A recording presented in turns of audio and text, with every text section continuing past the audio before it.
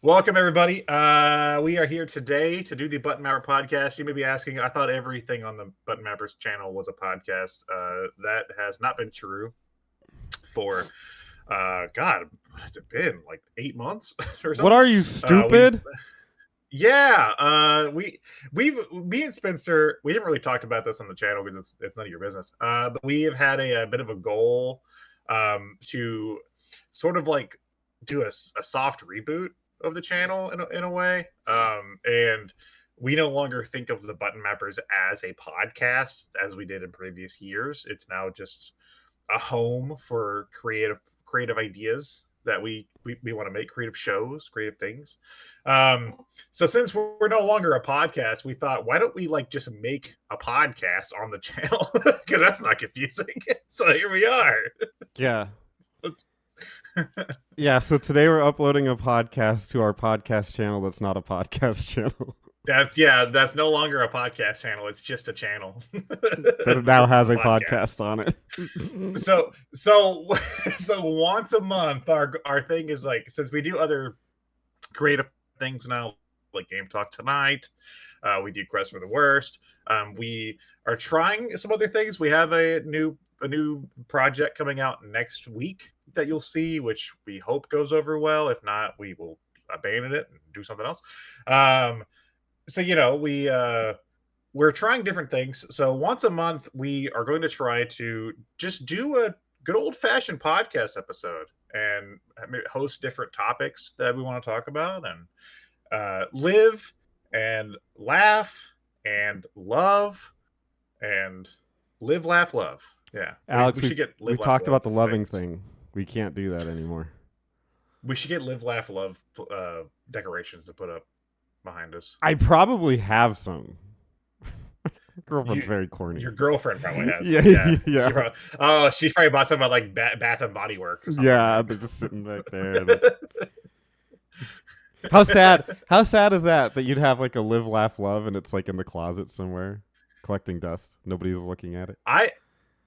I believe it or not, audience, I have lived with a woman before, Spencer. So I'm curious because this is a common theme that I like to like take note of whenever I'm in a residence that has been decorated by a woman. Does your bathroom have a theme? Do you have a themed bathroom? Is there a certain vibe going on? Because I've been in bathrooms that are themed like the ocean. I've been in bathrooms that are themed like live, laugh, love. But like it seems like women just love to theme bathrooms. Yes. I don't know why. Why is that? You shit in there. Yeah, you shit in there, and it's weird. Yeah, they take special pride in the bathrooms. I remember with an ex I lived with forever ago. That's where I learned that there are towels that you're not supposed to use. Because I kept decorative using towels. Yeah, I kept which using. Is like, what the point? They're on the What's little. the point of a decorative? They're on the ring, and so I would take them off the ring and wipe my hands and put them back on. And she'd look at them and go, "How can these towels look like they've been used?" And I'm like, because it's a towel. I use towels. They're like, these aren't the ones you're supposed to use. Use those towels. I'm like, why are they there then? Yeah. Why? What's the point of it's a lie. Decorative towels are a lie that you're telling. We're getting to the hot takes as soon as we start this podcast. Decorative towels are a lie that you tell your guests. You're saying, look at my super nice towels. And they're going, wow, those look really nice and clean. You must really take care of them. But really, they're just a fucking lie because you don't use them. Yeah. It's kind of like saying, like, these are the clothes that I wear, but you never wear them, so everyone's like, wow, your clothes are so nice. They're just hanging up. Yeah, they're just like, it's like a suit. It's like, look at my suit. Look at my suit I wear collection every day. Yeah, they're right. No, they're a huge lie. They're a huge scam. I didn't know we were going to get so controversial breaking out of this start of this podcast. Yeah, that's the way it works here on the show. Okay, well, I'm going to stop complaining about decorative towels because we do have some topics to get to today. So on the docket today, we are going to be, I'll go ahead and lay it all out here, what our goals are for this episode. We are going to be taking a look at the Final Fantasy timeline and going down memory lane. Mm-hmm. We are going to be talking about the original Metal Gear Solid because we wanted to do more Metal Gear content this year. And we are going to be doing a portion that is the video game debate club. So we're going to be debating Game Boy Advance versus 3DS. So that's what we're going to be doing this episode. If any of that sounds like something you want to listen to, stay and listen. I will also I haven't been uploading anything to the podcasting platforms, but since this is like an actual podcast we want to do once a month, I will be uploading these episodes, the Button Member Podcast episodes. So if you're wanting to listen and you want to hear all this fun stuff we're going to talk about, and you want to hear us get really controversial with our towel hot takes, head on over to Apple Podcasts or Spotify and give us a listen. What was that? I don't. We should. I was thinking too that one thing that we need to introduce is like we should have catchphrases, because isn't that what like sells shirts and stuff is catchphrases? Oh, okay. Like we're never gonna sell anything if we don't have a cool catchphrase to put on a T-shirt. Okay, what's your catchphrase? I don't know. It's got to come naturally, but also unnaturally. Like what if we were to make a Button Mappers shirt, but that didn't have the Button Mappers logo, but you knew it was Button Mappers, what would it be? We need that. We need that energy.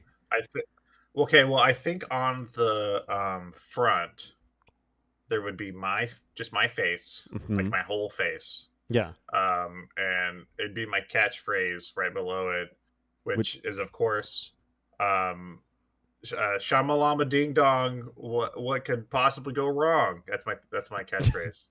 That's it a rolls good. Off the tongue. So your challenge is that in this podcast you're supposed to use that phrase at some point, and it's Shamalama Ding Dong. No, what could possibly go wrong? Not right now. You'd have to use it. I know, but I was just practicing. You're practicing. Okay, yeah. You got to practice it, and then you got to insert it into the show. Like at a moment where it would be like, whoa, that hit a crescendo. And now people respond to it. Yeah, I need a catchphrase too, though. Oh, so hold on. I'm getting there. So that's the front of the shirt. It's just my face, and it says that, and everyone loves the front of the shirt. But on the back of the shirt, there's a really small picture of Spencer. Yeah, very small. Like you have to zoom. It's like by the collar to really zoom in. Yes, to see it.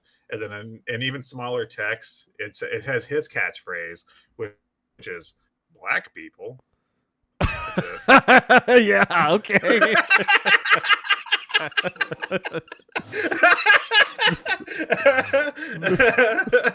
like a racist thing. It's just like a little. No, race. it's just like no. Well, how would I insert that into the show that's not racist? I don't know, but it's just a question. It's not racist. It's just a question. Black people. Like it's. I don't know how I can insert that into the show without. You're famous for that, Spencer. You're famous for saying that.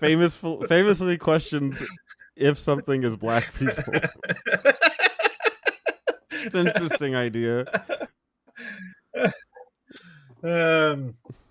Speaking of black people, let's get on to our first segment, which is about a series that has some interesting black people in it. Today we're going to be talking about the Final Fantasy timeline. I like Final Fantasy. Spencer likes Final Fantasy. We also don't like Final Fantasy for various reasons.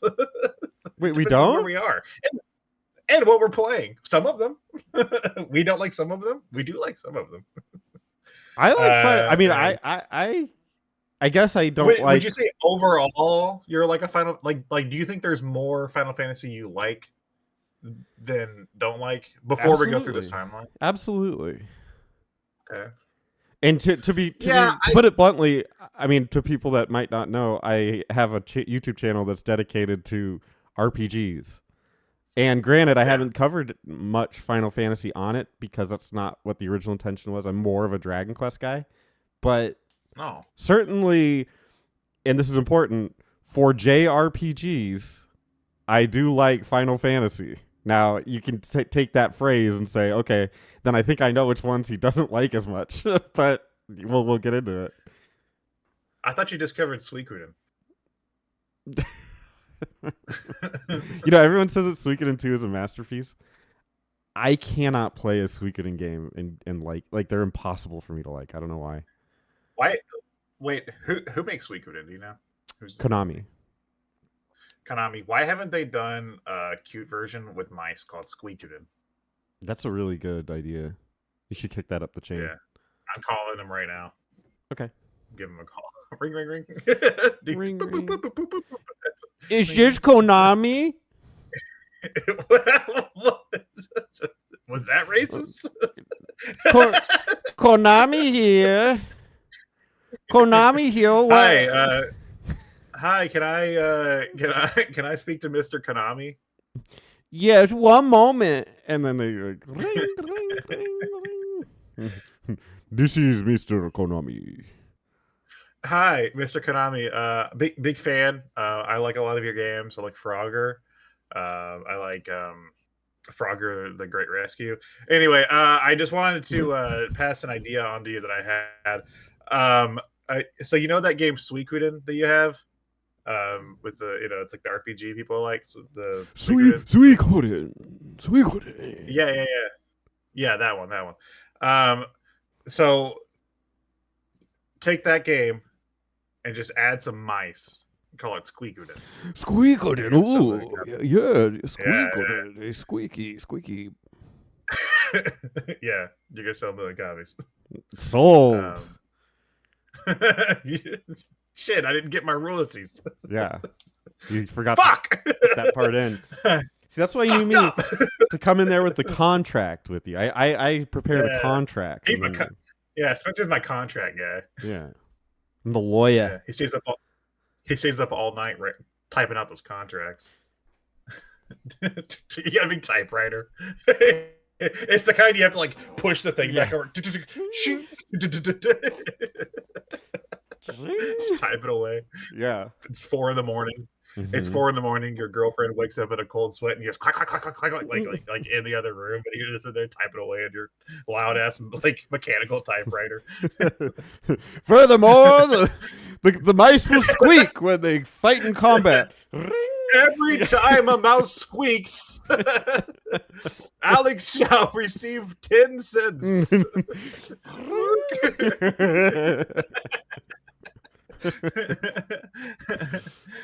right, you want to get to the timeline? Oh yeah, we're talking about Final Fantasy. So. Yeah. And you fucker, you said not to spend too much time on this. We haven't even started talking about Final Fantasy. Yeah, no, we gotta get going. All right. Starts in 1987 with Final Fantasy. It's the original. I group a lot of these early ones together, especially the first 3. I wouldn't. I know you wouldn't. I mean, like mechanically they're different, but I think it's because like it's hard for me not to do that because the later Final Fantasy games are all like you can't compare any of them. Well, but the early ones you can. I think the only reason that you can is because the hardware was so limited, and the scope wasn't like, because the difference between Final Fantasy 1 and Final Fantasy 2 is pretty dramatic. It is very different. But in sticking with Final Fantasy, I'll say that it's incredibly innovative. If you think about the gaming at the time, I think we're up to Dragon Quest II before this was released. And in Dragon Quest II, they introduced the ability to play as the hero plus 2 side characters. And then in this game, you can play as 4 people and all of them pick a customized class. I don't remember if 3 had come out yet. I don't want to get too deep into it, but 3 is where they had also 4 characters and they'd play as classes. 1 being a hero, though, so there's a slight difference. But very, very innovative at the time. I think it certainly reflected the idea of a traditional Dungeons and Dragons style team with Dungeons and Dragons style spell systems. The spell system is using spell slots, which is very D&D as well. It's true. And I feel like at the time, I feel like the first Final Fantasy had more of an emphasis on the plot than some of the other RPGs, like Dragon Quest. Like I've only ever played Dragon Quest 1. But I know in like Dragon Quest 1 there was not much really going on. But like Final Fantasy 1, even as simple as Final Fantasy 1 is, like there is still like some time travel shenanigans, Yes. Like yeah, like it felt like it wanted to tell more of an actual like story. Yeah, no, it definitely. I think it was a very innovative game, a great game for its time. Certainly, if you play it now, you'd probably be frustrated. But if you can play it on like a newer remaster, and it's easy to pick up and play, and highlights what's good about it without bogging you down with playing it on an NES. It's just a nightmare, I promise. But yeah, great game, great game. Final Fantasy Yeah, 2 comes out Final a year later. yeah. And I'll be honest, I've played all of the earlier games except for I want to say six. I don't think six was on there. On the PSP versions. So Okay. that's the versions I have reference to. And I played a lot of Final Fantasy 2. And I I like Final Fantasy 2 because of the weird mechanics that it has with its like leveling up system, which I know a lot of people don't like. Um, I don't. I think going back to it kind of makes this one fun to replay because it is such a unique way to handle progression. Um, Clearly not something they stuck with. It's here's the problem with that, with because the internet hates that, but I think what the problem is they're probably referring to the NES's handling of it, like the Yeah, original, probably. which I can't vouch for because I never played the original. So that probably sucked. And then they polished Yeah, it for future releases. We're like, okay, that was terrible. Let's just make it like this.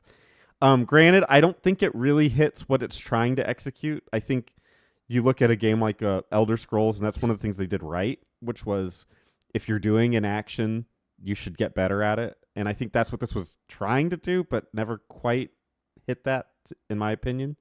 But I do appreciate the different style of leveling up. I think it's unique and very cool. Um, I think the other main addition to this one was the story was much more fleshed out than one. And one did have a story, but two's was very much. I think a lot of people compare it to Star Wars, which I think might be unfair, but still, yeah. it is an epic in the same way. So it's very cool. Two had characters, like had Yes, like actual characters you could recognize. One didn't really have characters; it just kind of gave you the task, and it had a couple characters, like like the main villain guy. I forgot his name in that Garland. one, but yeah, Garland. What an awful name. But yeah, it's and like two, there's like actual like characters and people that join your party and stuff like throughout the game, Hmm. and it makes a lot of the locations and the set pieces like very memorable and too.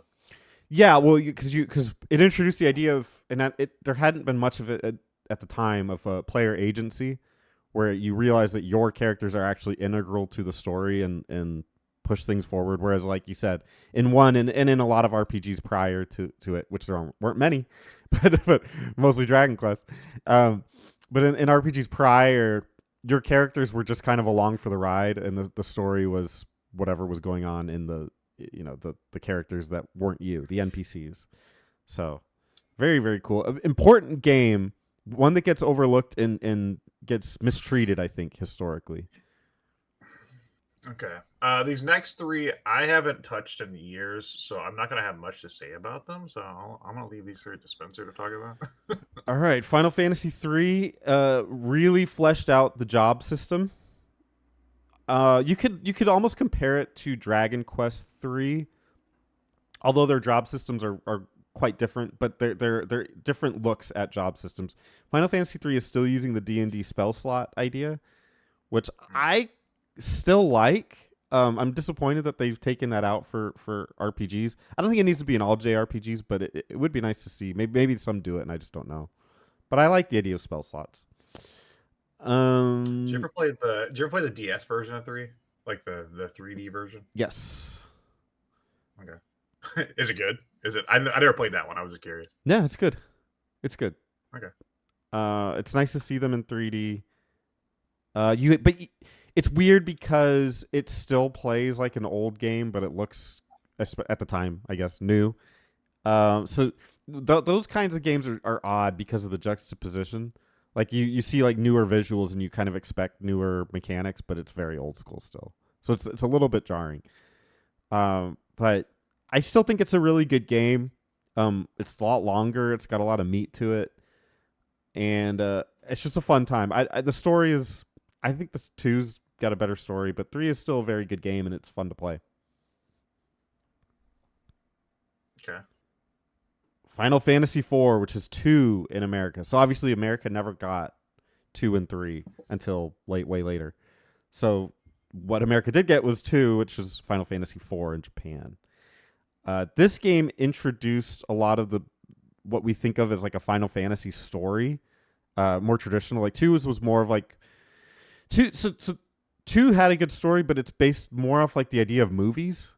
And I think Final Fantasy IV was able to capture like what a game story can be. And it's fantastic. It's got an active battle system that would become a staple for the series for a while. And a lot of cool characters, and you end up on the moon of all places, which is whoa. Wow, that's wild. So really cool game. And really, I think Final Fantasy IV is what people would think of as Final Fantasy up until probably 12, or I guess 11 if we want to count that. But until like the PS2 era where they broke away from Final Fantasy being it. Final Fantasy IV was like what Final Fantasy is for a long time. I think it really shaped their identity. Like set the groundwork. Yes. And unfortunately, the picture that you're seeing here is of the mobile version, which I don't. Yeah, weird. I don't know why they did that, but which isn't that what the pixel remasters are those? Because I haven't played the pixel remasters for. I've only played the pixel remaster for the first one. And we did 2 recently. We did 2 like last year on the channel, and I played the PSP version. Are the pixel remasters, are those based off the mobile versions? Do you know? No. Or are they like no? Okay, I was just curious. They're essentially the original versions. They just make the pixels look stronger. Ooh. Make the make them pixels pop, you know. Make them pixels buff. Really get in there, get them pixels going. Yeah. Give me the pixels, boy. Okay, cool. Because like I do plan on. I've been waiting for the right time because I do plan on playing the pixel versions of 3, 4, and 5. I just haven't had like an excuse to do it yet. I can give you an excuse. Final Fantasy V, also not released in America until way later, is again 4 is a push in the story direction. It's weird because it's almost like for a while they were doing every other game pushes a different thing. So 2 pushed story, and then 3 pushed gameplay mechanics, like the job class. Then 4 pushed story. It also pushed gameplay, I would argue, but we'll say story for the sake of this argument.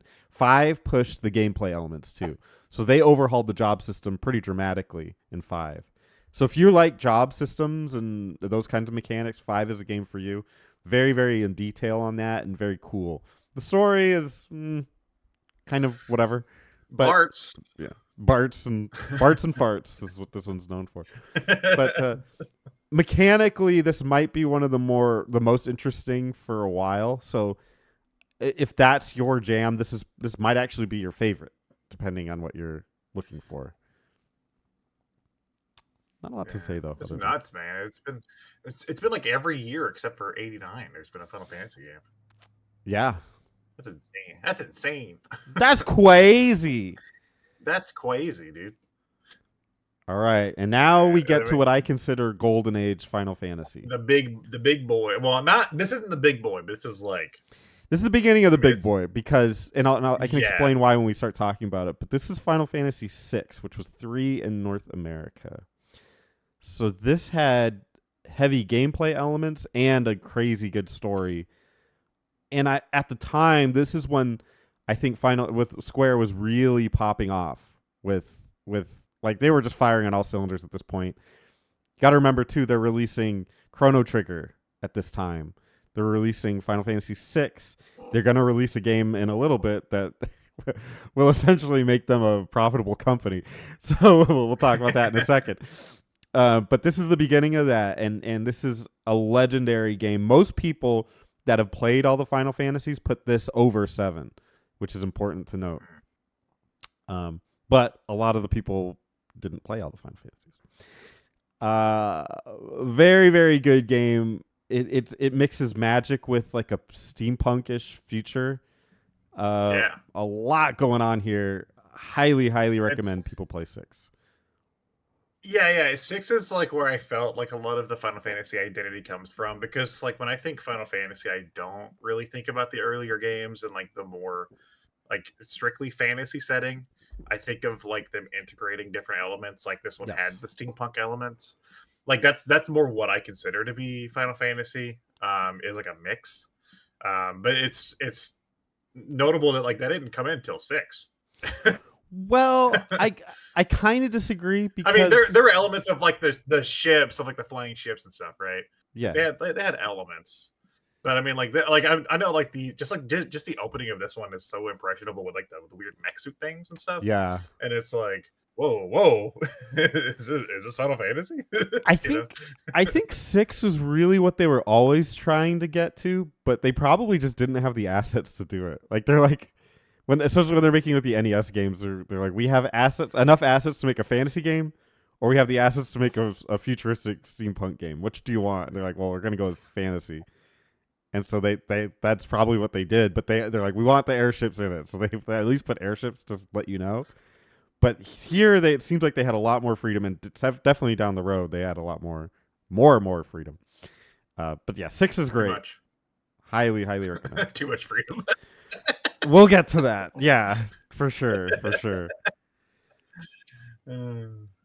All right. Yeah, just hold on. Just before we move off of six, I just want to say though, because you mentioned some people put six over seven, Mm-hmm. and I no offense to those people, but I feel like the people that put six over seven smell like basement.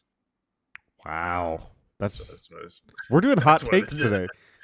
Attack! No, seriously though, it's those people that like are like that still swear by the NES and the Super Nintendo. It's like Brian, it's like that era of people. It's like, oh well, I don't six is still I don't greatest game know of all time. because I don't know about that because you would think that there would be a bunch of a contingent that thinks that the NES games are peak, but there That's really true.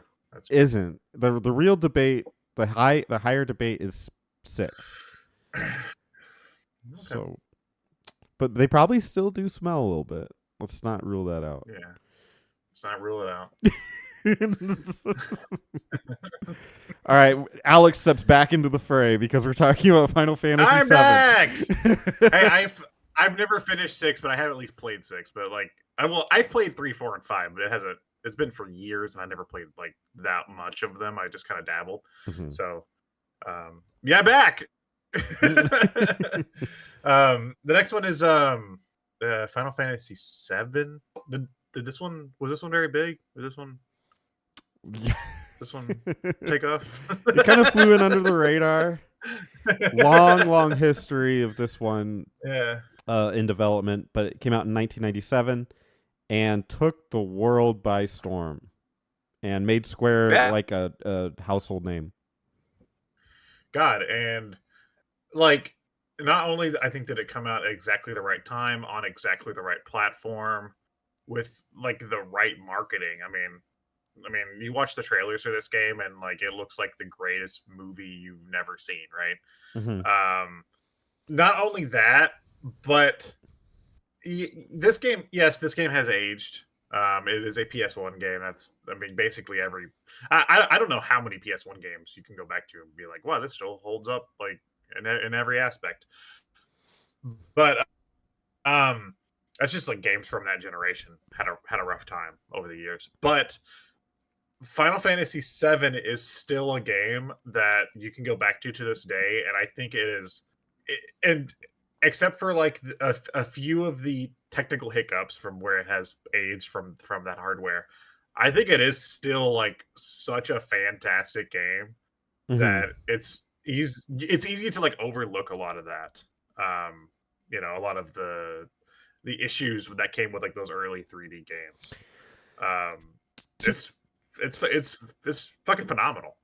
To be honest, I don't like using this phrase a lot because I feel like it's an excuse. It's people just like excusing things about games that they like. But with this, I'll say it is I think it adds to the charm.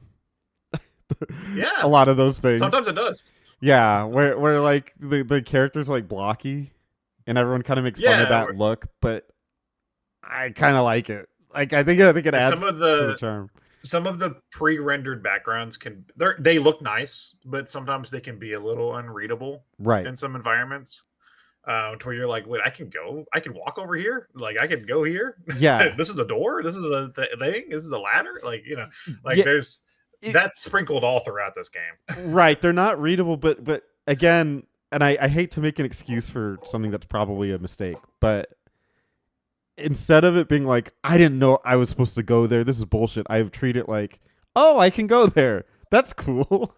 It's weird. I know it's wrong, but I have like a soft spot for it where I still like it regardless.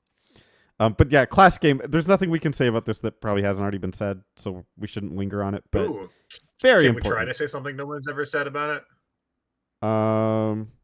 Okay, I can try to say something. Everyone likes Tifa. Okay. A lot of people like Aerith. I think Red 13 is pretty fucking hot, and I'd have sex with him first. Dude.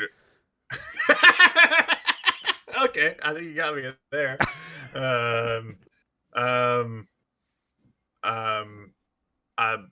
Shit, you beat me. I don't know if I can do anything else. I don't know what else I got. I like the mini games, all of them. 100%. Really? They're all good. How about that? That's... that was just something I said. The mini games. That's the only other issue with this game is that some of the mini games are fun. Like I actually don't mind some of them, but some of them are garbage. And it's like, why are you making me do this? Yes.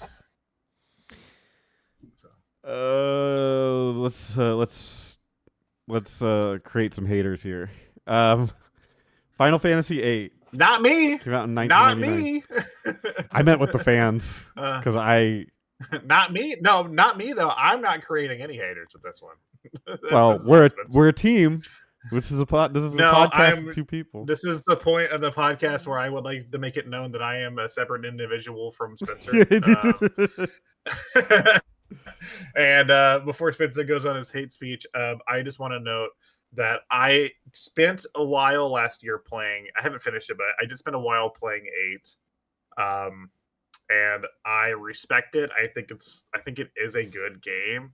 And I also really respect it from a technical level, going from 7 to this in the course of 2 years, and just how much better this game looks on the same hardware is insane. That is crazy. Yes. Yeah. The character models and stuff, they look fucking phenomenal. Like they almost look like early PS2 on this game. It looks really fucking good. You can tell they took the profits from 7 and they were like, okay, here's a crazy high budget for this one. Yeah. So I think it's good. I like the game overall. The characters and story are pretty fun. And I know there's a few issues I have with gameplay. But other than that, I like it. Spencer, take it away. At this stage in the timeline, they essentially zig and zag, because I don't know if you know the history, but in 8 and 9 they built simultaneously. So, that makes sense because they came out so close together. Yeah. Right. So 8 was like them stepping into what they do now, which is like, let's go completely different. And 9 was like cinematic, I would say, maybe like that. That's sort of the thing. You might say cinematic. I think that was.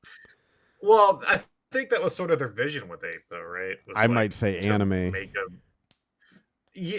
Well, I think you say anime, but is it just because it's from from Japan? Is that why it's anime? Because they're telling a story in that style? Like I don't know, because.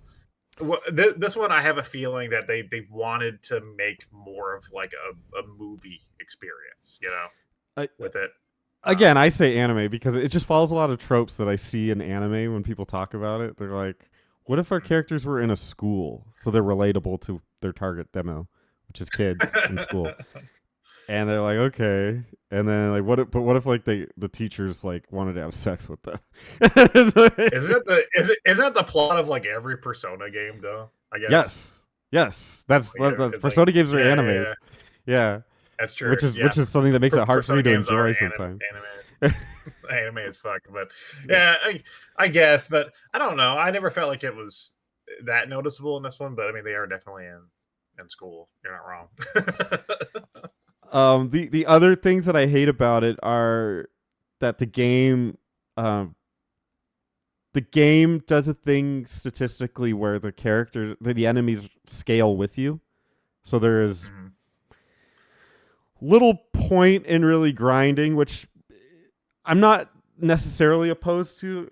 Other games do something similar, like Chrono Cross, although they don't scale, but there's also no grinding in it, which is maybe a good thing. But I don't like the idea of a game scaling its enemies to you. I find that antithetical to what an RPG is you're supposed to feel like you're growing powerful. And you essentially, I'm not an 8 expert, so you can hate me. I never played a lot of it. I played enough of it, and then I was like, I hate you. But essentially, you expand. That was the 8 fan base. Yeah, that was the 8 fan base. Not me. Should have gotten me. Yeah. But your skills expand; they don't grow because your enemies grow with you. So I don't like that concept. But yeah, my main issue with the combat is the summon system. It's really bad with the license, with like the GFs or whatever they call them, and like it's very unintuitive how all that's set up in this game, and I don't like it. that's the part of the gameplay that I have to get over when I'm playing it. Yep. All right, let's flip over to Final Fantasy IX. We go from a game I don't like to my favorite game in the series. Final Fantasy IX came out in 2000. Nice. It's famous for having the worst strategy guide of all time. If you haven't seen it, you should totally check it out. This is where they started doing like the internet thing with the Prima guides, right? Or whatever it was. Was it Prima? Or was it a different company? I think it was Prima, and they did a thing called Play Online. So Sony wanted that Final Fantasy specifically. I don't know if I think that was Final Fantasy specifically, but they're like, we want them to go to our website, so just constantly tell them to go to our website. Well, the idea was that people are going online for their strategy guides anyway, right? Mm-hmm. Like that was sort of the era. The this is the year 2000. People are game facts and stuff. So I understand what they were doing with that, but it's also very misguided the way that they did it, because you're basically buying a physical guidebook for no reason. Right, and it's missing the point, because the people that would use online sources wouldn't have bought the strategy guide. Like it's literally the people that bought the strategy guide wanted to use the strategy guide. That's why they bought it. So, wait a second. Hold on. You're crazy. So yeah. Other than that, though, Final Fantasy IX, whereas 8 was like a real zig in terms of Final Fantasy, which is what they do a lot now. 9 was the zag, where they were instead saying, this is kind of the end of this era, so we're gonna do everything that people liked about the series before now. And so they have lots of references to older games. It plays like an older style game, but it has some of the a lot of the steampunk stuff. It has so many homages to it, and the gameplay is, I love it. I love the general atmosphere of it. It's, to me, this is peak Final Fantasy. It's phenomenal, I think. And sad we never see it anymore. There's like a stigma. You can tell within the Final Fantasy series, like who worked on what game based on how much they use the stuff from those games going forward. Because it seems like from 7 onwards, if fucking Nomura didn't design the characters or anything, they won't use them, right, for shit. And it seems like everybody in the cast of 9, except for maybe Vivi, is just lost to time now. They don't touch them. They don't care about them. Yeah, it's and Vivi is just a black mage. Yeah, exactly. Yeah. But Vivi is like, I think they just use Vivi because Vivi is like the most iconic black mage. Yeah. So Yeah, it's But sucks. supposedly there's a remake coming for it. Yeah, I'm curious. I want to see it. I'm also scared because Final Fantasy VII remake happened, and while I like it and while I want to play Rebirth, I don't think it's a remake of Seven. So I'm curious to see what they're doing with Nine. I would love for them to do something like that. I think it's fine to do that because You think so? I think the original, especially 7 and 9, I think both of the originals are so good that it's like you're not That's really true. gonna beat them, like because they're very good, and you're not gonna beat somebody's nostalgia for that. You're just not. It's That's impossible. true. So just make something completely different, but that's in the same spirit, and I think you're gold. Like just that's fine. I'd be happy with that. Um, okay, let's talk about 10. Came out in Yeah. 2001. I Yeah. will Let's talk say, about 10. before I shit on this game, I will I will say it's really impressive if you think about Final Fantasy VII, which came out in '97, like compared to this game graphically and through power. Oh my god, Yeah. what a jump! It's a pretty game. It's Mm-hmm. a really pretty cinematic experience that exists. So like in the timeline, there's people that's probably changed now, but there was a time when it was like there's essentially three different favorites. There's Final Fantasy VI, there's Final Fantasy VII, which was a Yeah. lot, most of them, I would argue, and then there was Final Fantasy X. 13. Oh, And sorry. I thought you said no, definitely not 13, which we'll get to. 13. Final Fantasy X was huge, and I think was like a younger generation's Final Fantasy. And to them, this is like Yeah. peak. The people that I see say that 10 is their favorite, I think it's because it's the one they played first. Like, Yes. usually in those situations I hear the story of like, oh, my older brother or my whoever, like cousin, had a PS2, and we played games and they got this and I played it with them Mm-hmm. or something. And like that's usually the story I hear is like, oh, I got the PS2 or somebody I knew got the PS2 and this was an early game. It's 2001. Like there wasn't, like we think of the PS2 as like this bastion of like great games, which it was, but not for the first couple of years. The first Mm-hmm. couple of years, just like any console launch, was still rough. People, like companies transitioning over from the previous generations, still have to like deal with like bigger hardware and like ballooning budgets and stuff. So to have this game pretty early, I think is really what like set people into that like that That's a mindset of that's a like good point. yeah, this being such an impactful game because like there wasn't much else. That's true. Yeah, I think you're right. And I'll add a little bit more of a hot take to it. That's more focused. Is I think, especially compared to PS1, the PS2 was not a strong JRPG machine. I would argue.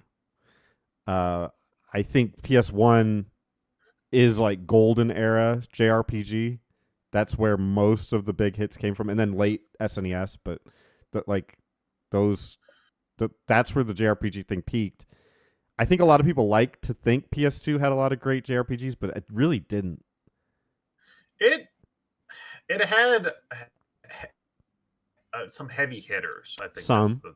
I don't think it had the quantity. I think it had some big ones. I mean, obviously there's the Final Fantasy games. There's this one and 12, and I guess 11 if you want to count that. And then there's Dragon Quest. Was it 8, 8? Right? which Was is my was a big favorite, one. one of my And favorite then games of all time. um and then these. I mean, I don't know if you might laugh at this, Spencer, but the Xenosaga games were pretty big on the not like in terms of like marketability, but like in terms of like JRPG fans, like Yeah, people like the Xenosaga games a lot. 1 and 3, 2 apparently was like a huge mess, but 1 and 3 Yeah, I think are generally well received. Yeah.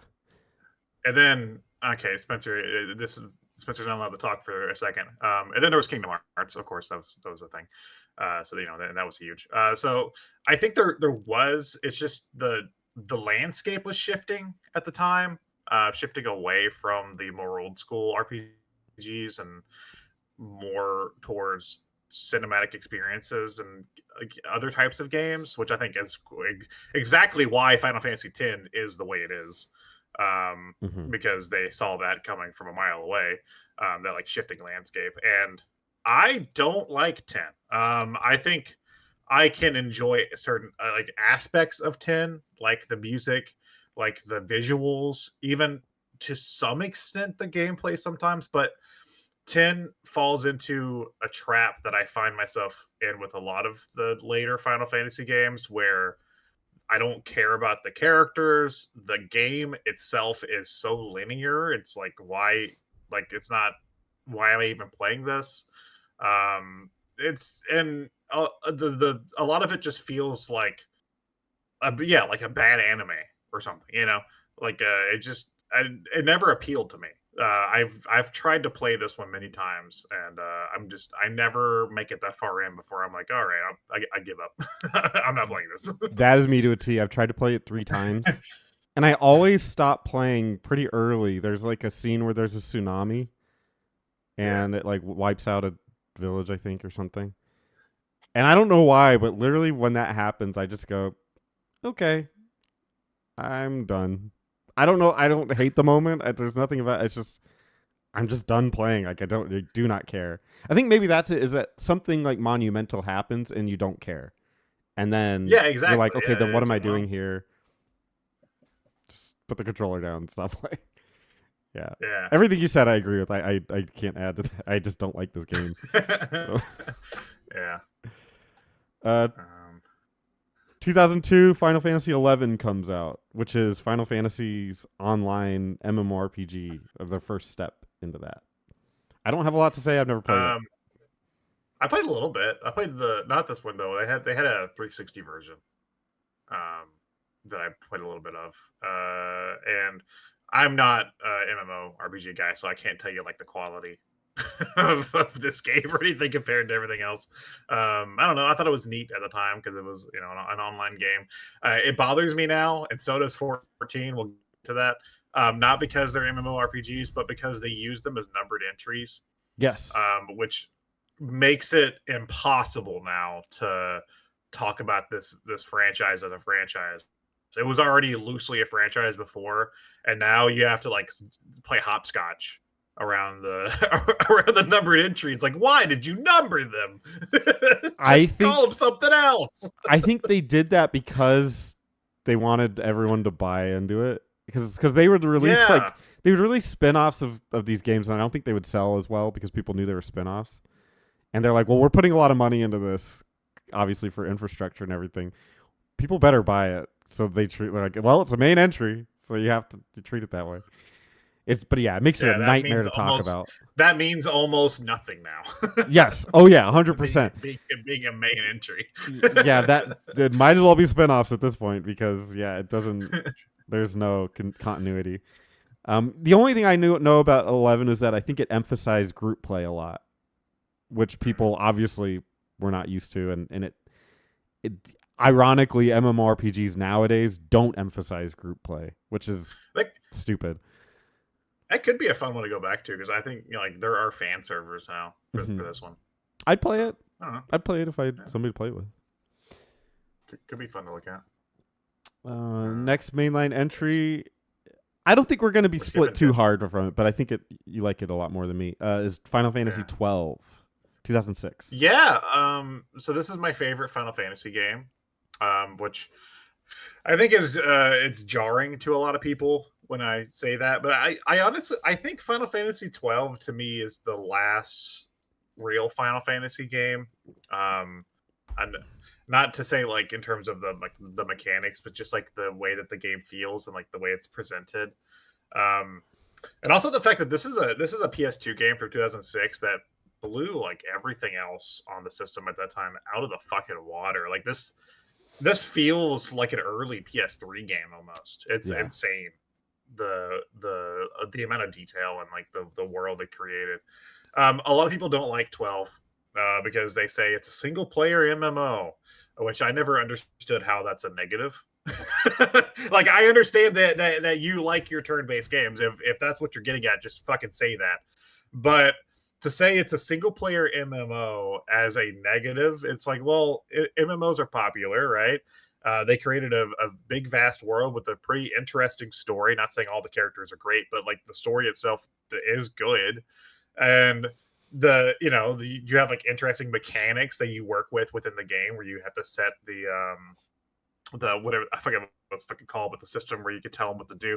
And then there's like the licensing thing, which I know in the original version was messy, but it's been fixed in the re-releases.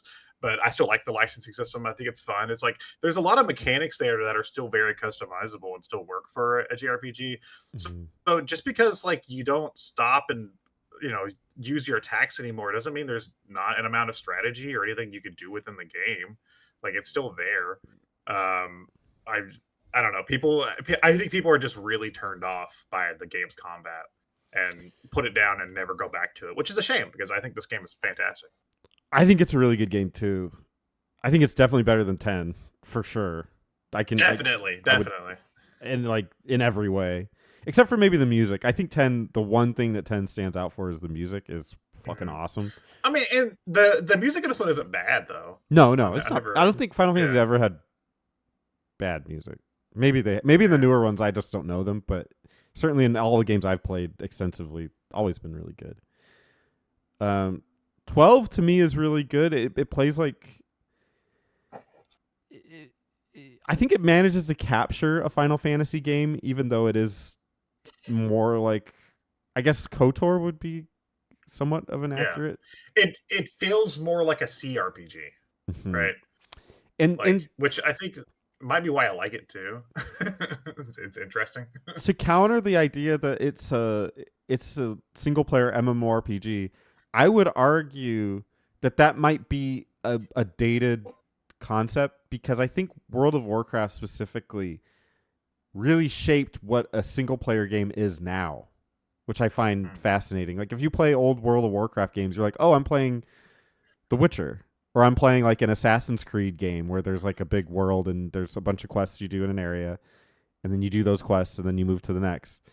For better or for worse, I think World of Warcraft as an MMORPG did shape what a single player game is, and I think this is like a bit of like ahead of its time in that idea, but I don't think that's a negative. I think the idea that you can create a world that feels like it's alive and is big and has people in it that aren't NPCs, I think that's an accomplishment, not something that's a negative. I don't know. Oh, by the way, the thing I was thinking of is it's the Gambit system. I like the Gambit system in this game. I think it's good. I think it's fun. Yeah.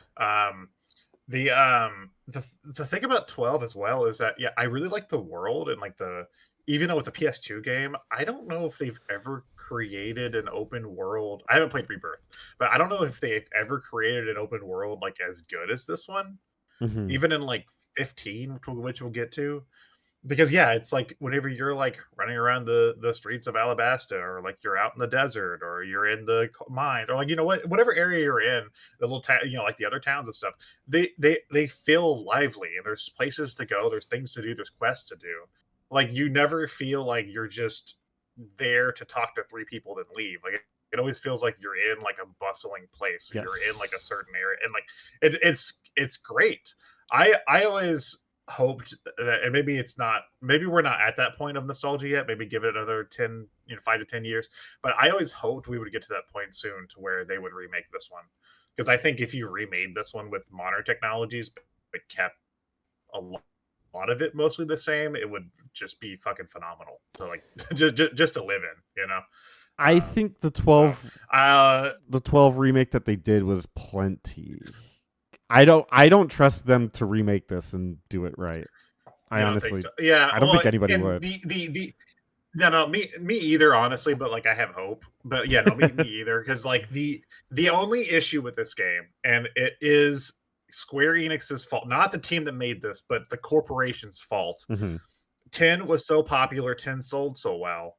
They said to the team working on this one, they said, "Here's our game.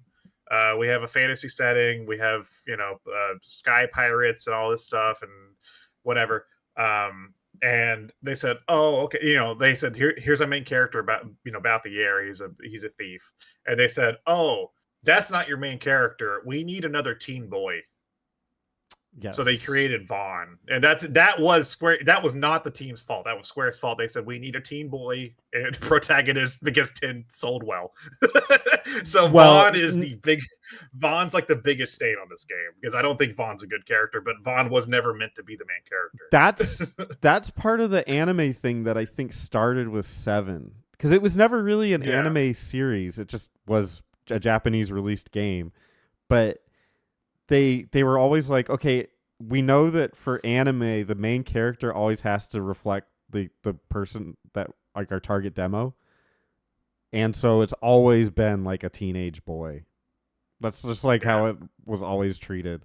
And yeah, you're right. Like, if you pay close attention in 12, your main character is like useless in the story. yeah. It's about the air and Bosch. Like Right. they're the main guys. Like they're the guys that the story really cares about, and the lady, I forget her name, Ash or something. Ash, Actually, I I don't think care. their name is Ash. Yeah. Yeah, yeah. Like they're the main characters. Vaughn's just there. Yeah, you're Luke Skywalker if Luke didn't have the Force. Yeah, it's like Luke and Pinello. I mean, Vaughn and Pinello are just like they just exist, and they're Yeah. just like we're here, we're here too. Yes, they're Luke if you're C-3PO. Yeah, so that's the biggest issue, but we can move on. But yeah, this is my favorite one. So if you haven't given it a try, I recommend it. Well, it would be 3 years before we get another Final Fantasy. It's Final Fantasy Ah, man, 13. those 3 years couldn't be long long enough. If you remember the history of this channel, or you've been on Button Mappers or my channel at all, you'll know that this game essentially was so bad for me that it removed me from gaming. I just was like, I do not understand what video games are anymore, and this was the shining example of it, and I hated it with a passion. It's still probably my least favorite Yeah. game of all time for that reason. Yeah, it's 13 takes everything I disliked about 10 and amplifies it by like 300%. Yeah.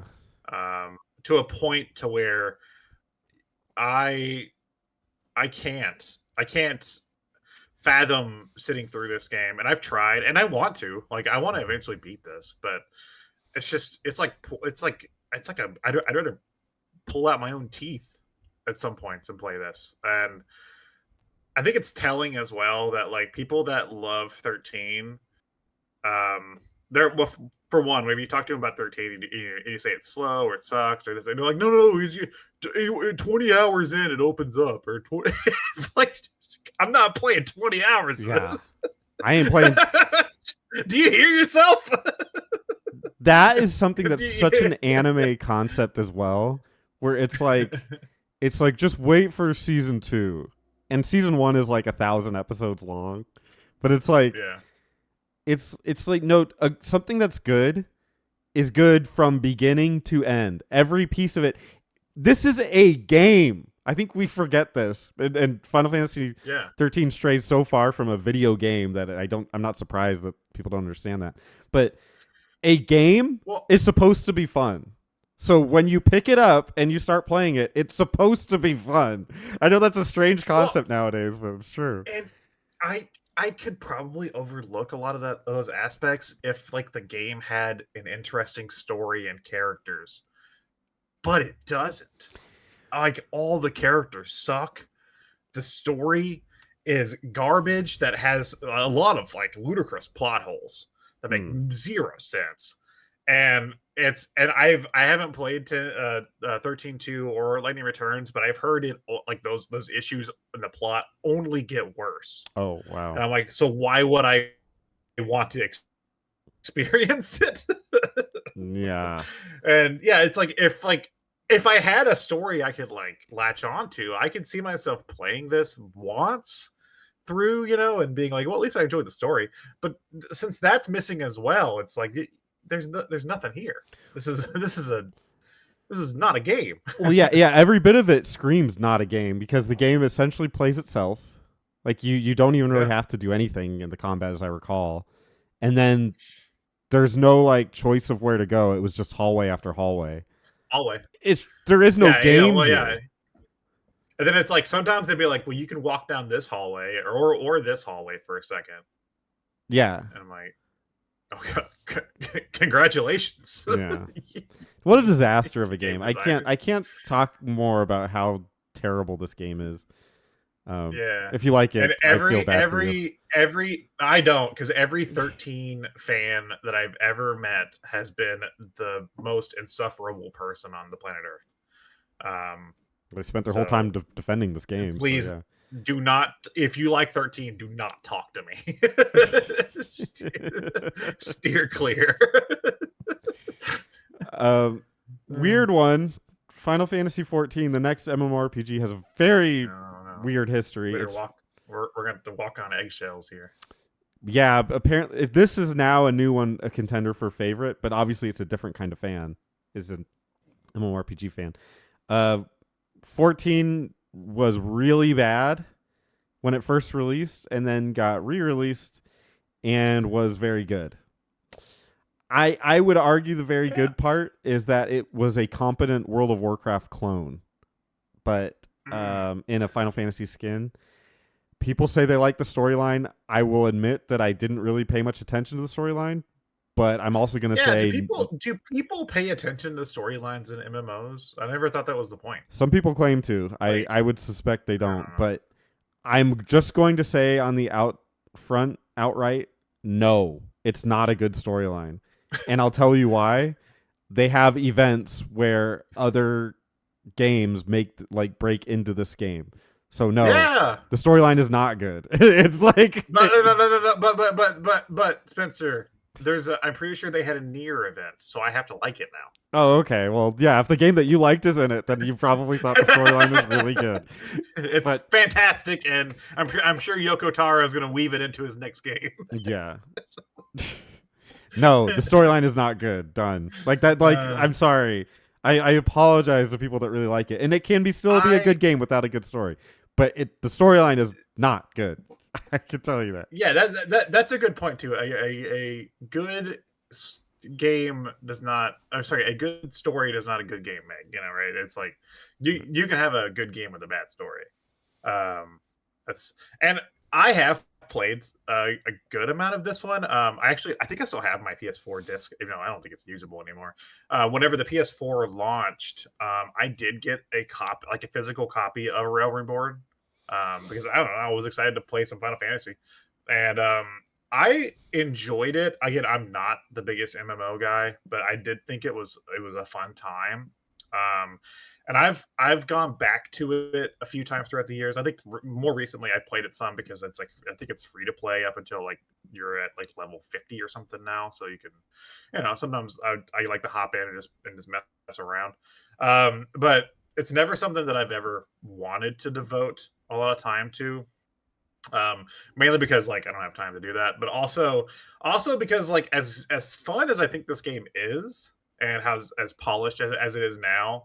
And if you're part of this fan base, I apologize, but also the fan base for this game is extremely toxic and will never shut up. True. And it ruins part of the experience of wanting to play this for myself, because I don't want to be around those people. Yeah. Because they don't fucking shut up. No, you're right. It's terrible.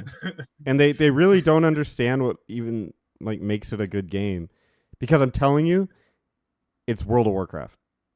I've played a lot of World of Warcraft. The game, that's like nobody's saying it's a bad game. Mm-hmm. But what's wrong with the Final Fantasy 14 fan base is whenever you say it's not the best Final Fantasy game, because here's what I think, because they've spent so much money and so much time playing this fucking game, mm-hmm. that they're like, oh, I have to justify my time and my money spent within this game by you can't say that. It has to be the best. That could be it. Like that's like their mindset. That's exactly their mindset, man. It's toxic. It's disgusting. It's awful. All right. Well, we only have two more left, and you probably know Yeah, these games better than me, so you're yeah, shifting to your show here. Final Fantasy yeah. 15, released in Oh 2016. wow! It started with a bit of a Spencer show, then it's moving with the Alex Yeah. show. Um, Final Fantasy 15. I was very excited for this game.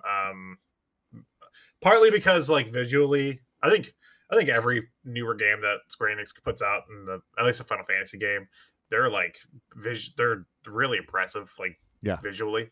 So I was like really hyped for just that aspect of 15, but also like 15 was trying something that I thought the series needed, which was a more of an open world structure, which I was excited about. And also like yeah, it is very anime, but like I don't know, they were like here's four main characters, and like so like felt like you had a party, and it's like oh here's we're traveling the world. I was like okay, I can get behind this. I I don't think 15's a bad game. It has aspects that I do enjoy. When it launched, it was kind of an incomplete game, and they remedied that over time with DLC, with like extra chapters and stuff, which made it more of a complete experience. The open world aspect, I think, is novel for the series. The gameplay shifted to be more of an action focus, which I think is mainly because this game was headed by Nomura. At first, I think it was taken over. I think he got taken off the project, but and at the time, this was like started development. It started development as part of the 13 series, Hmm. and he was very deep into Kingdom Hearts at that point. So I can see why the gameplay was going through this route. You know, um, I don't dislike 15, but I think 15 has aged a bit like milk because a lot of the aspects that I think were impressive in 2016 aren't impressive anymore, like the scope of the world or the visuals. So you take a lot of that away, and you're just kind of left with a pretty by the numbers open world experience with I mean, it fun characters. I think the main cast have some like fun banter and stuff, but I I don't foresee this one being like held up in high regards given another 10 years. I think this was going to fall by the wayside. But if you enjoyed it, like I can see why it did have some fun things going on. Final Fantasy 15 fits squarely into a category I don't know how to name it. I can only awkwardly name it. I can see why it's good, and I hate it. Like not I don't hate it, but like I cannot play it. You know what I mean? Like it's unplayable to me. Like it's Yeah, almost designed to be not playable for me. Is it's a I think sloppy action RPG, which I don't think is necessarily again a bad thing. Like I think like Kingdom Hearts style of combat I find to be very loose and sloppy, and people clearly like it, so I can't say that it's bad because the people like it, but I hate it. It has an all male cast, which I like females in games, and it's like, yeah. okay, well, how about none of them? Like, okay, just Well, a bunch of dudes and that I talk to all the time. yeah, yeah, they're all. I mean, and there's not really there's a bit of an extended cast. Like Hmm. like the Sid in this game is a hot chick, which is Yeah. fun. And then there's like some other female characters in the story like sprinkled throughout. But yeah, it's mainly just the main four, which I get what they were going for because they introduced episodes for all the characters. They had a lot of this was a weird time for Final Fantasy because like I said, this game kind of launched incomplete, and also with that it also launched with a lot of side content. So there was a movie that acted as a prequel, that if you wanted to know what's going on there, you had to watch this damn movie. There's a little free beat 'em up game on the PlayStation Store that fits into the story. And then there was also like anime episodes that had like I think it was like three or four different anime episodes that only existed to explain the backstory of the main characters. Yeah. So it's like if you wanted to experience the lore and everything that had to do with 15, you had to like go to these different avenues to do it. It's like you couldn't just do it in the game itself. Yeah. Which I think it is bad for the game overall. I think it's a novel idea. But if you're not going to just include those things packaged in with the game, like if they ever re-release this, they would have to put that stuff in there. because without the context of that stuff, you're not going to understand or care about any of this. Yeah, well, and you kind of led to the last thing that, again, I don't necessarily know if it's a bad thing, but is that it's very anime, which I don't. The characters are so annoying and frustrating for me to deal with. I just can't do it. So yeah, it fits into that. Like, I can see that it is good for what it is, but what it is to me is unplayable. And yeah, you're right that all the extra material, that reminds me of like Star Wars now, where it's like supplemental material should be a supplement, not required. And Yeah. so if your character that you put in a game, you have to have read a manga or have seen a movie to appreciate what they are in the story, forget it. Like, the character's useless because I'm not going to do it. Oh yeah. Yeah, well, exactly. So if they ever, if the PlayStation 6 or whatever comes out and they decide to re-release 15, like they're gonna have to package all that shit in because you need it. Like Right. you kind of need it to appreciate aspects of the game. And to some people that's already asking for way too much. Mm-hmm. So um, All right, yeah, and then we can weird game. we can transition to a game that only you can really talk about is Final Fantasy 16, aka as I call it, Devil May Cry, the Final Fantasy game. I have zero interest in this. Go ahead, talk about it. Final Fantasy 16. It's sad too because I think if this game had a different combat system, Spencer, I think you would like it. Probably. Yeah. Probably. Final Fantasy 16. I am currently playing it for those who are curious, and I am 40 hours into the game. And yeah, and like I've been enjoying it. I go through phases to where I play this for like a good stretch, and then I'll take a break and play something else. That's usually how I like to stick with longer RPGs. 16 is notable because for one, 16 is very mature. Like I'm not used to seeing like blood and death in Final Fantasy. That was a kind of an awakening when I was playing it for the first time, and I saw people like actually dying and like actual like blood and stuff. I was like, oh my god, like this is like a brutal game. And I think part of that is because I believe 16 took a lot of inspiration from stuff like Game of Thrones, which I know is a negative, can sound like a negative to some people, including myself. I don't like like fantasy like that or like Game of Thrones, but I like some fantasy in like video games. So like I was on board with the concept. And I do think like the game itself has a fun narrative and characters. The main character Clive, I think is way different than past Final Fantasy characters. Like he is still like a tall, dark, brooding hero. But for one, he's a full grown man. There's no teenage boy in this game.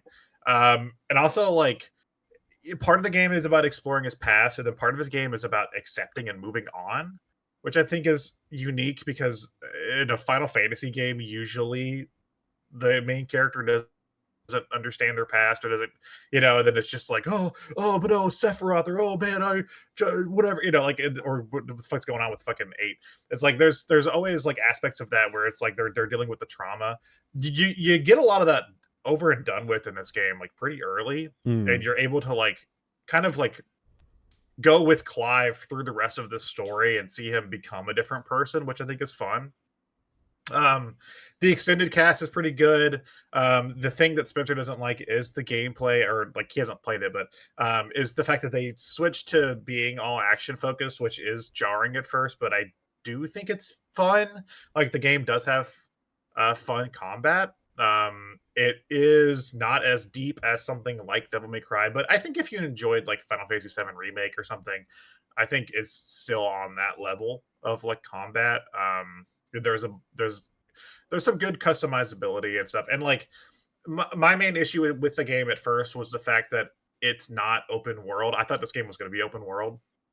It's not, but you do have a world map, and you do travel into like different kingdoms, and when you get to certain areas, like they are more open, and there are some fun side quests, and some of the side quests are like actually like impactful.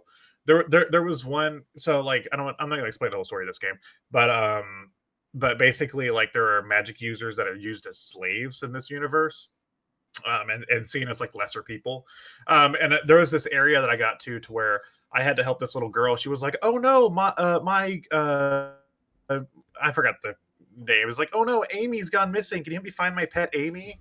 And you're like, "Sure." So you're like looking for a cat or a dog or something, and then finally you find it, and it's like this dead person. It's like this person that she didn't feed. It's like the slave that her parents bought her, and it's like, holy shit! Like, it was pretty dark. I was like, "Oh my god!" And then yeah, it was a moment where Clive was like scolding this girl, like, "You can't use people as toys," and stuff like that. And I was like, "This isn't a Final Fantasy game." Like, it's like, usually I'm so used to the story and the dialogue in these games being like, yeah, cheesy anime garbage for the last few games, that whenever like something happened that was like actually like impactful, or like, actually like kind of resonated, I was like, holy, like, goddamn, like, that's pretty cool. So I do think they're heading in a good direction with this game. Maybe the combat is the only thing holding it back for some people, but I like it. I like 16, and I'm excited to see it all the way through. So All right. Well, what's your yeah. favorite game in the series? We have to move to another topic, or else we'll be. Yeah, we're out of here. We're out of here. Bam, we're out. Okay, that's the end of the Final Fantasy talk. All right, Metal Gear Solid. Um, yes, we wanted to talk about more Metal Gear games because in a month, in like 3 months, um, Metal Gear Solid Delta comes out, God, is it and already we like are that both soon? we're both. I, I want to say we're both excited. I'm thrilled. I'm Is excited. that the right? Is that the right? Are you excited to play it? Day one, baby. Yeah. I'm excited, but I'm also like hesitant. You know, From everything I can tell, it's a uh, direct. It's basically a port that's just upscaled. I'm fine with that. okay, I've come to okay, terms with okay, that. okay. So we did an episode recently where we looked through the Metal Gear timeline. So now we're gonna probably just focus in and talk about some of the games throughout these podcast episodes. So there's no better place to start than the original Metal Gear Solid. Mm-hmm. So 1998. Goddamn, I was playing. I got that Master Collection recently, Yes. um, and I started playing on there. And I don't know if it's the fact that I was playing it at the same time as another game, which you'll learn about next week if you watch the channel. Um, but I was so much more engaged with playing Metal Gear Solid. Oh It's a yeah. and it's a game from 1998, and the other game is from 2024.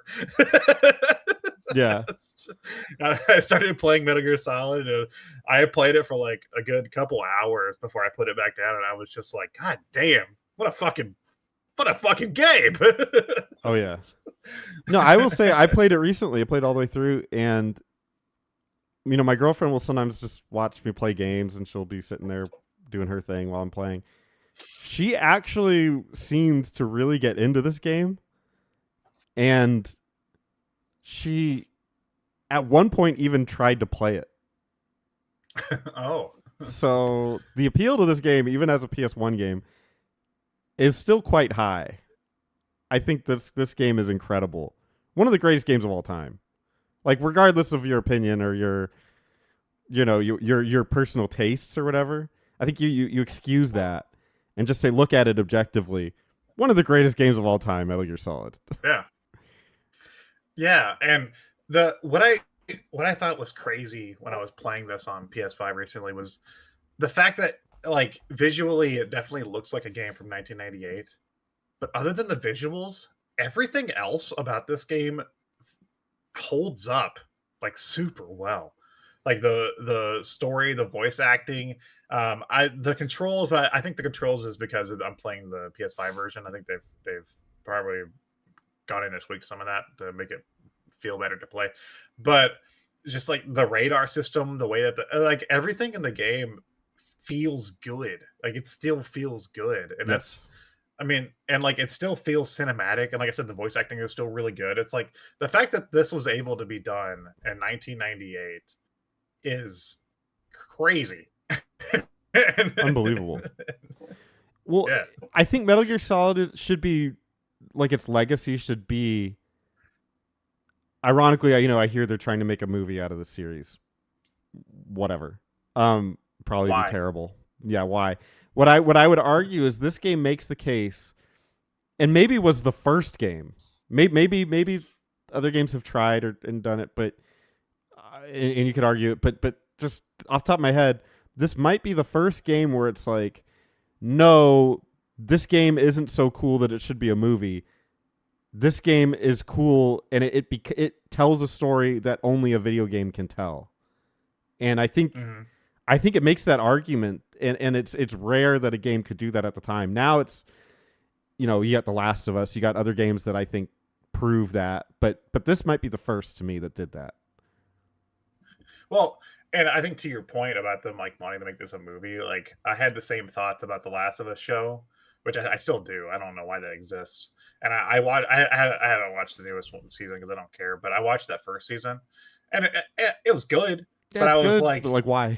I got the exact same thing out of playing the game, and it was better. Yeah, I got more And out of it's playing like, the game. Yeah. yeah, exactly. It's like, so why? And that's the same thing that's gonna happen. Not even the same thing that's gonna happen. If they make a Metal Gear Solid movie, it's gonna lessen the experience because they're not gonna be able to do everything that this game does.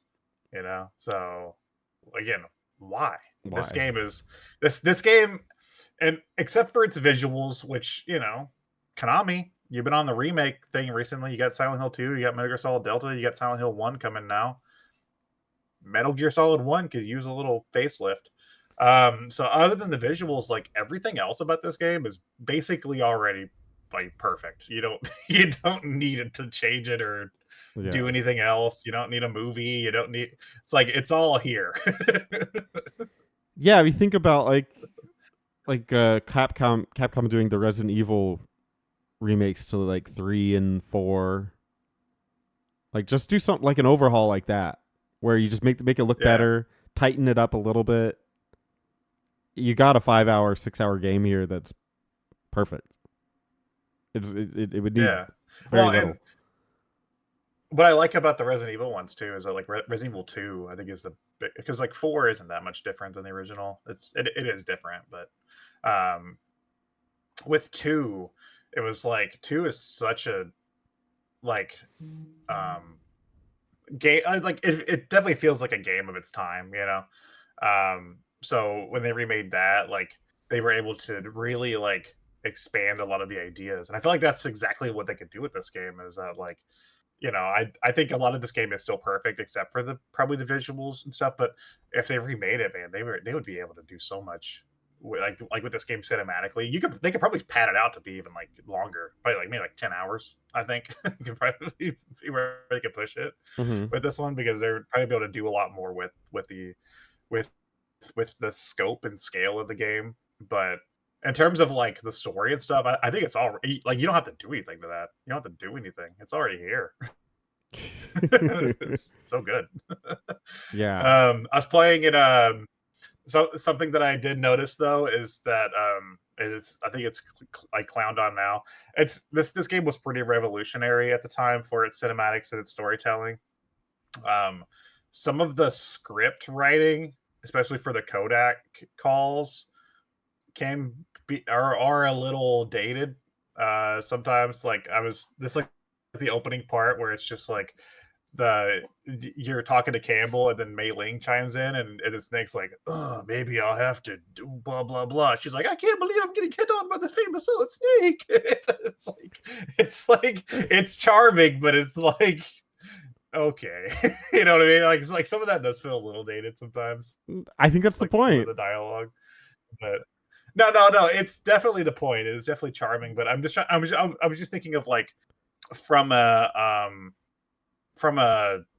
like a new player going into it, like would they find that as charming as we do?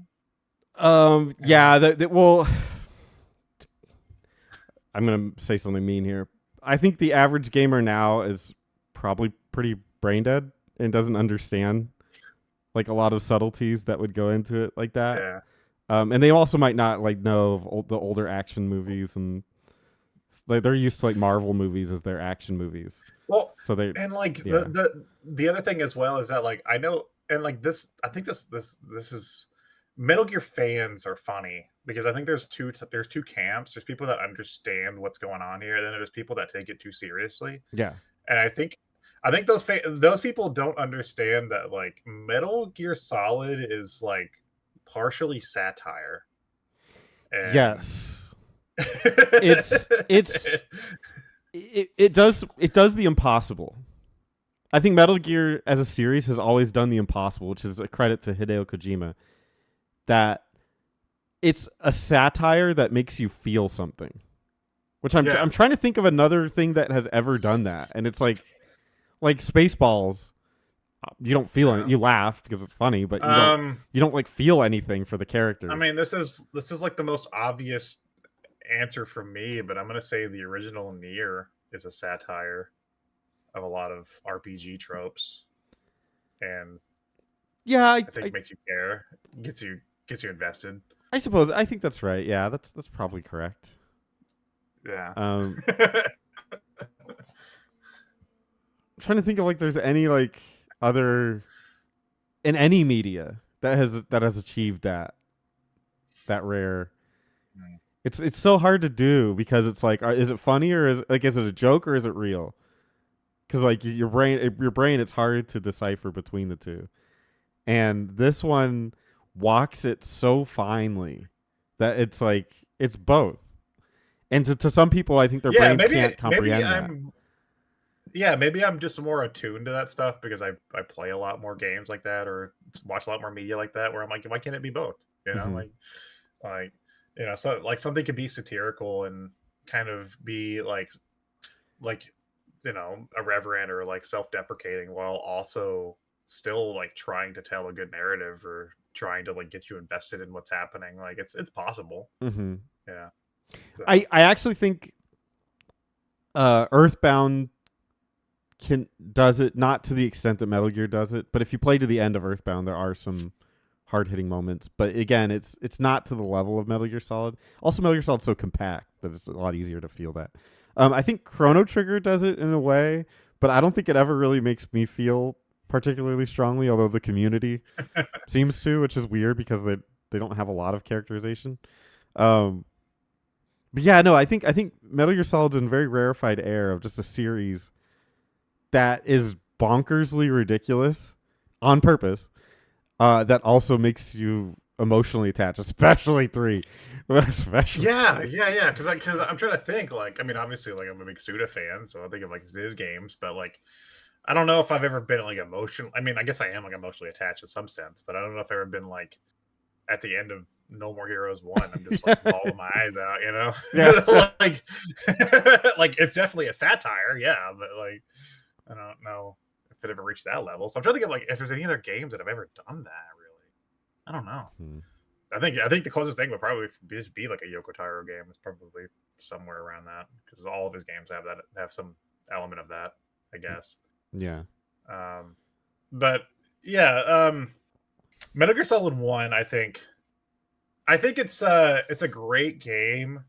I do think that one of the other reasons why I would like to see a remake is because after playing 3, more importantly the version of 3 where they fixed the camera, it's a little tricky going back to the original Metal Gear Solid games because of that camera.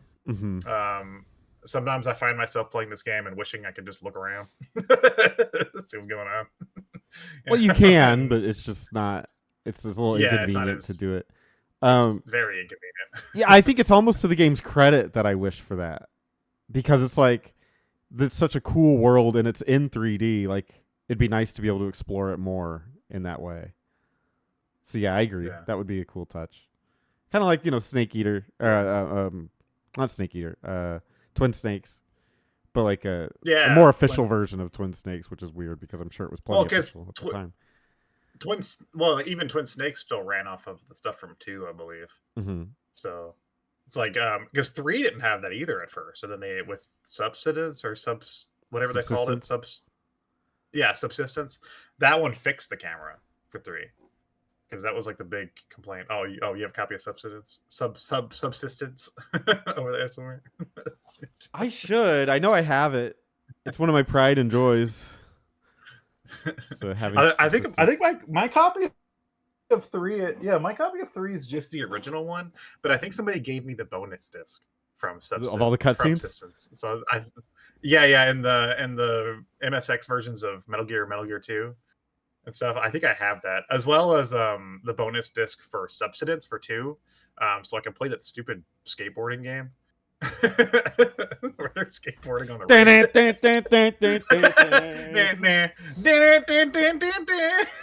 I have it somewhere, but I gotta put that shit on my shelf because I'm so proud of that. Yeah, Subsistence. yeah. What a rare. It's pretty rare. I think. Last I checked, it was like $200 or something on Amazon or something. And that was like years ago. It's also notable that Metal Gear Solid is a good starting point, but this isn't the only starting point.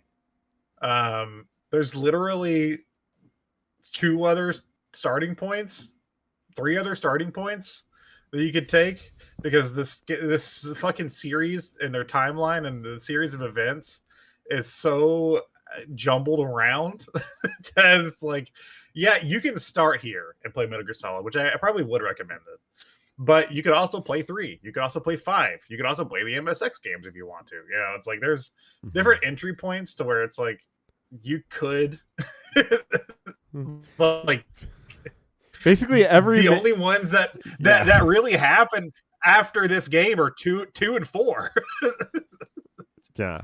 It's like I would recommend here to start if you really want to get the most out of the story and you don't mind playing games that probably are not as fun, you should start at the MSX games.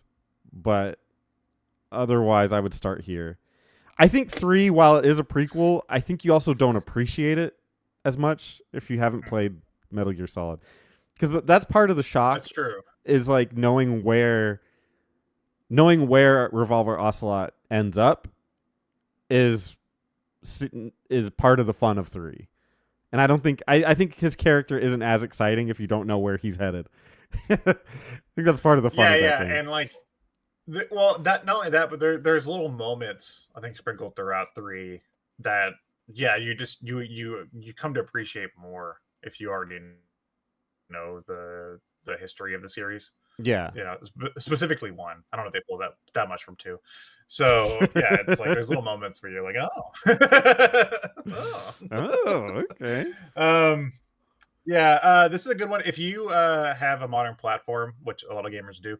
It's available on everything now. I was kind of worried because I heard those master collections were just like lazy ports, but I gotta say, like, it's good. Like I bought it on PS5, I bought the physical one, which I think is a great package because not only do you get Metal Gear Solid 1, 2, and 3, you also get both the MSX games and then like some like comic book stuff, like digital comic book stuff to read. It's like, which they're very pretty, pretty nice.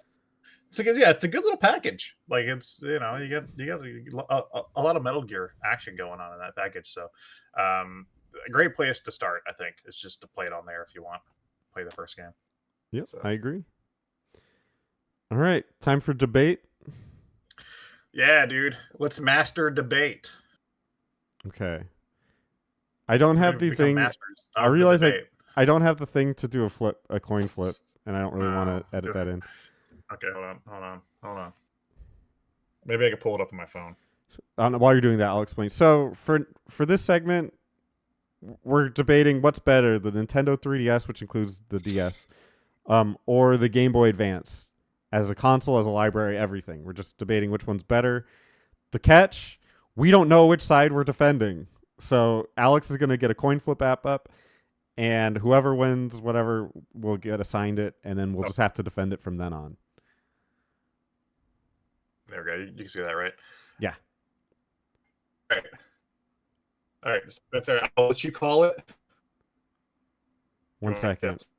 Alex is in cyberspace right now. Yeah. Who gets what? Who gets what? I don't know what happened. Okay, I think you're back.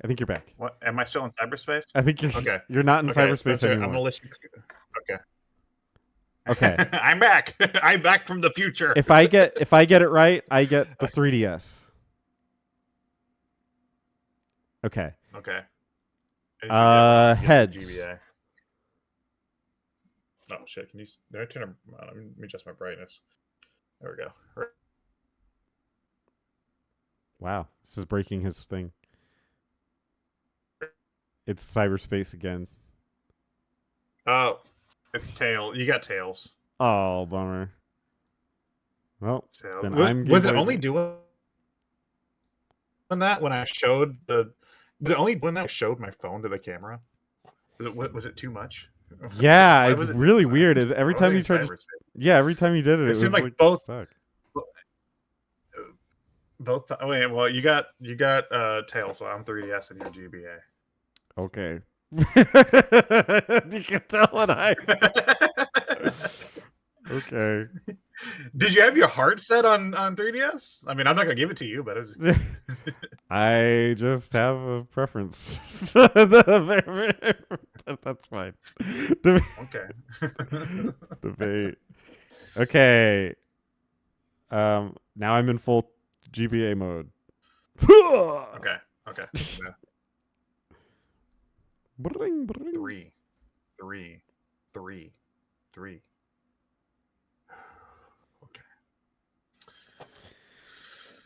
Today, I'm here to talk about the amazing Nintendo console, the Nintendo 3DS, which is the last in a long legacy of Nintendo handhelds, and spawned from the very successful Nintendo DS, one of the most revolutionary handhelds of all time.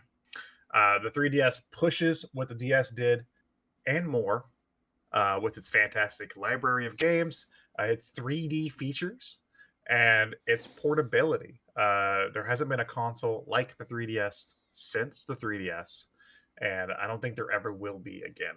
My opponent tonight is going to talk about his little 2D games.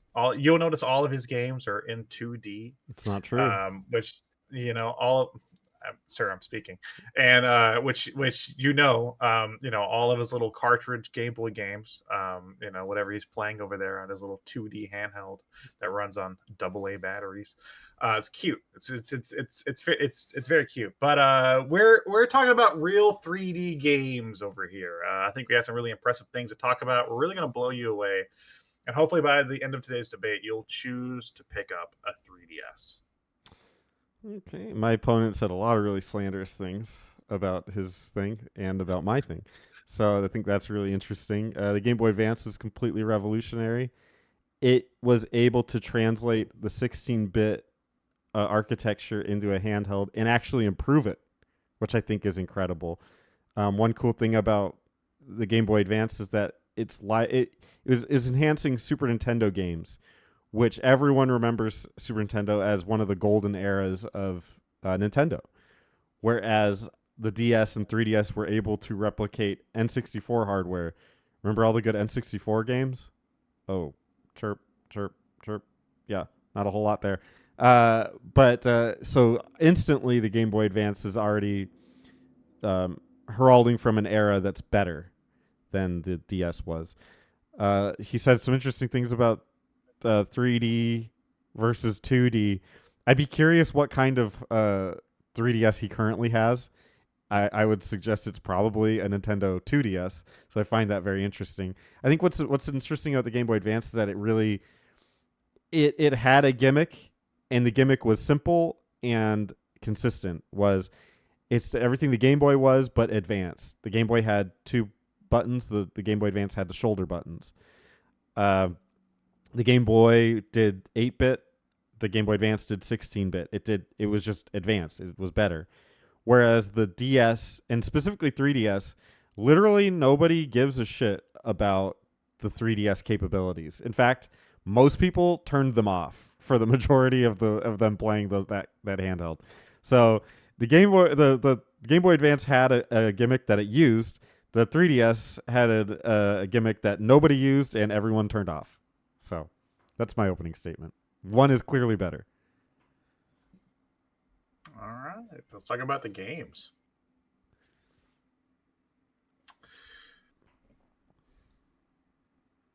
I will let my opponent go first. Game Boy Advance has an extensive library, pulling not just from the Super Nintendo, but creating its own classics in the process. It had a ton of support from Square Enix, SquareSoft. I think it that was part of the transition time. It had a lot of Final Fantasy games on it that were remade for it. It had a lot of original games that came out. It had classic Nintendo games like Mario Kart. It had one of my favorite Zelda game, which is the Minish Cap, as well as essentially Capcom Zelda games was what it was famous for. Specifically that one. And it could play all the Game Boy games as well. So you have Pokemon on it. You have the other Capcom Zelda games, like any of those Game Boy classics, Tetris. So Tetris and Pokemon alone, Pokemon Red and Blue, and then Gold and Silver, are part of, you could argue, the Game Boy Advance library. I can't think of two series of games that are more famous and synonymous with gaming. So Game Boy Advance library, it would be too impossible for me to name every game that came out that was great because there are so many. So I'll just say tons of great games and some of the most important games of all time you can play on the Game Boy Advance. I think it's cute that my opponent today is going to talk about backwards compatibility and third-party support. Let's start with the third-party support. Because not only do you expect great Nintendo games from a Nintendo handheld, which there were plenty. I mean, I'm talking 3D Marios, I'm talking Zelda games, Pokemon, Animal Crossing. There were plenty of great first-party Nintendo games. But outside of that, you did have support from companies like Square Enix, which brought over some of their Dragon Quest games in full remake.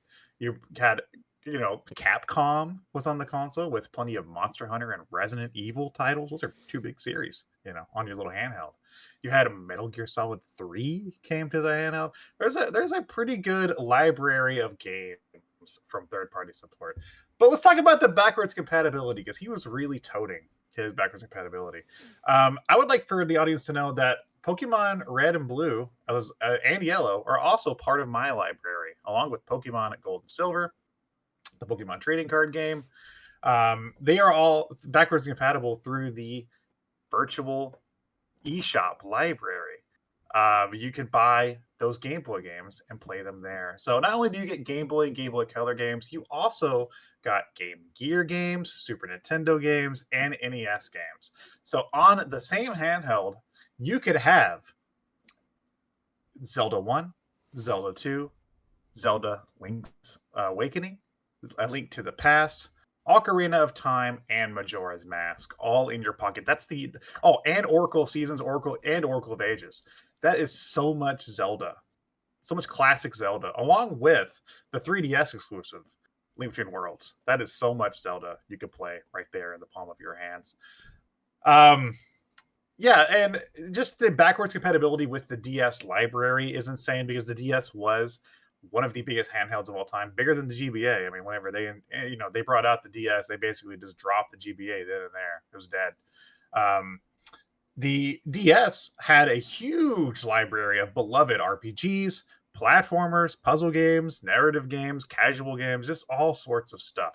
Everybody had a game for the DS. If you liked a certain type of game, it was on there. And guess what? You could play that on my 3DS. And the 3DS was so popular that whenever the Nintendo Switch came out, the 3DS still lasted 2 more years. They had games going into 2019. That's pretty crazy. So, they dropped the GBA right away once they found something better with the DS, but they couldn't get rid of that old 3DS. No, they still had to keep that around for a while because people love that thing. I do want to just quickly say that I think you're mistaking backwards compatibility with DLC. And I think those are two very different things. No. Like you're saying that it's backwards compatible, that it can play. You can download Pokemon. Yeah. Can you download it now? I would be curious. You can go and download it now? Probably not by legal means. Oh, so it's good for criminals. Which can. So 3DS is good for criminals. I just want to make sure we understand that. Yeah, okay. No, 3DS is good for people that are creative and know how to use the technology they own.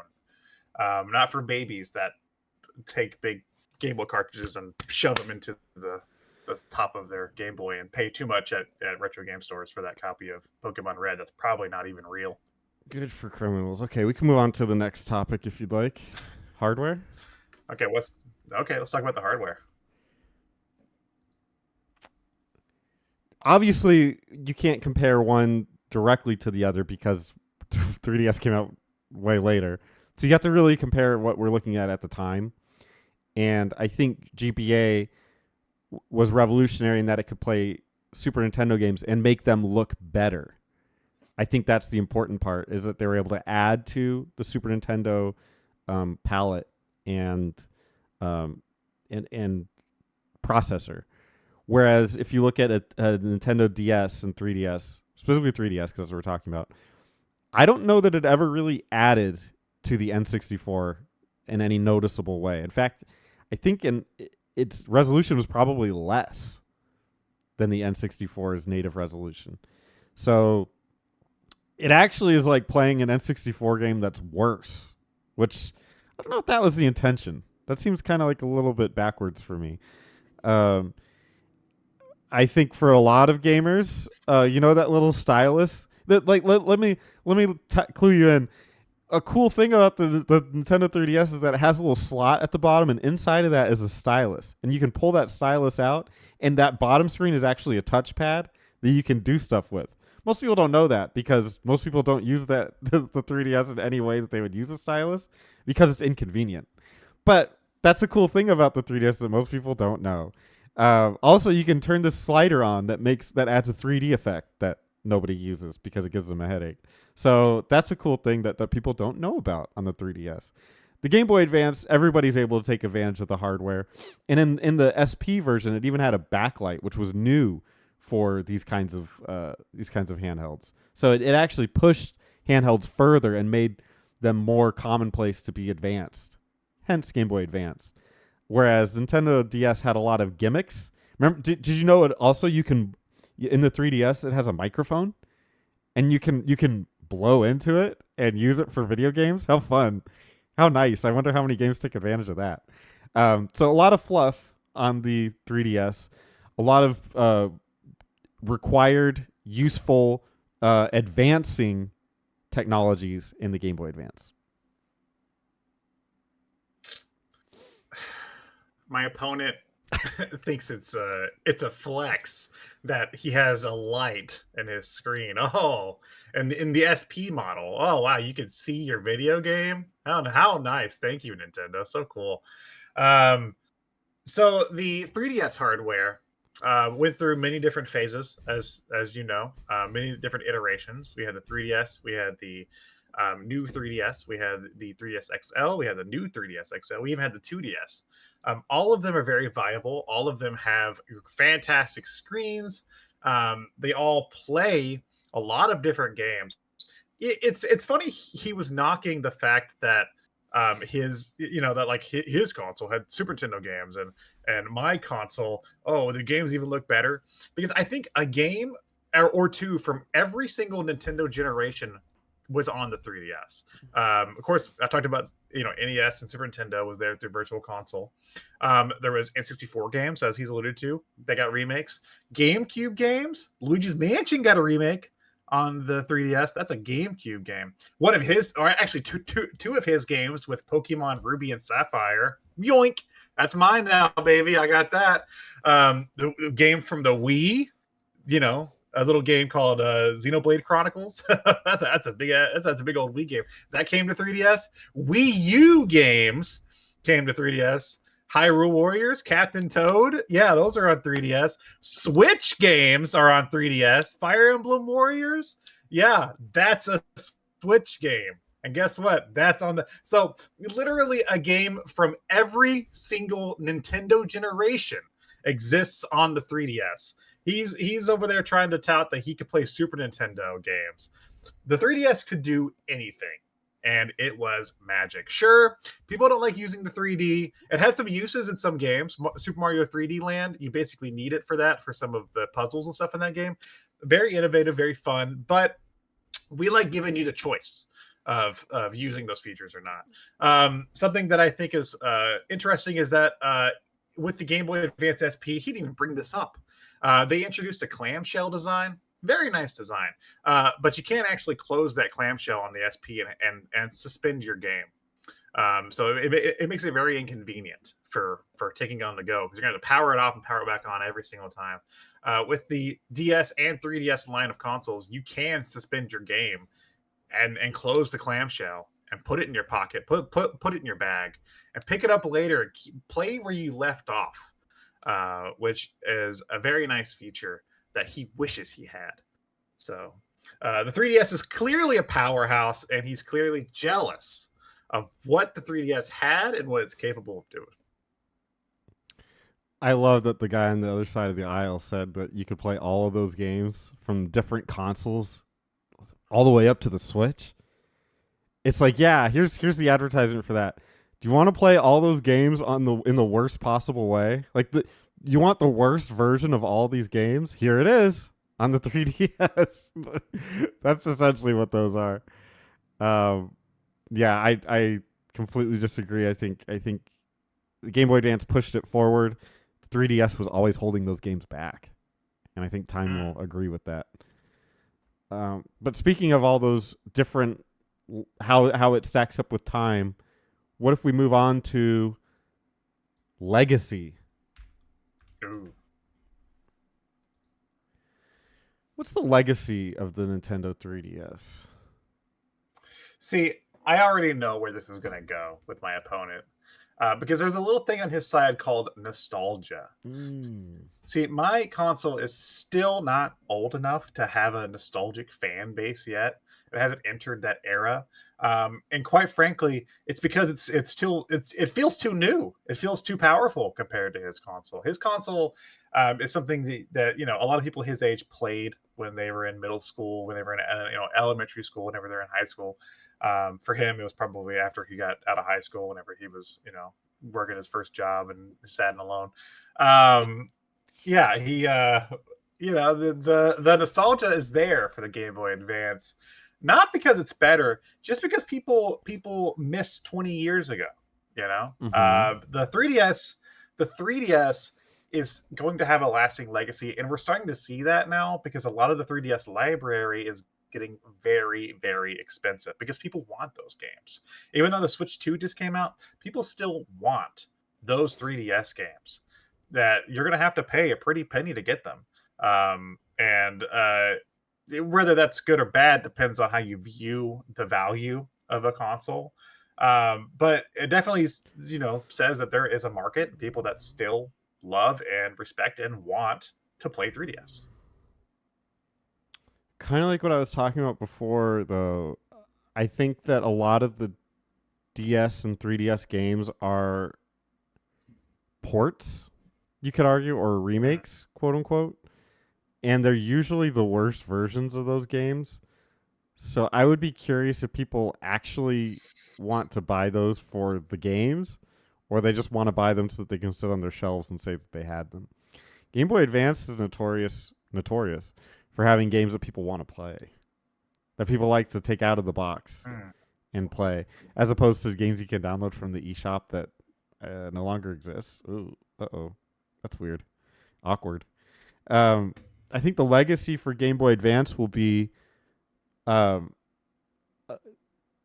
reflection of an era of games that are now ahead of their time. I think it kick-started a lot of series, including Fire Emblem. I don't know if you knew that, but in America, that was when we got our first actual Fire Emblem game, which is now. I thought we had the first actual Fire Emblem. Oh, sorry, we had the first popular Fire Emblem game. I'm sorry. My apologies.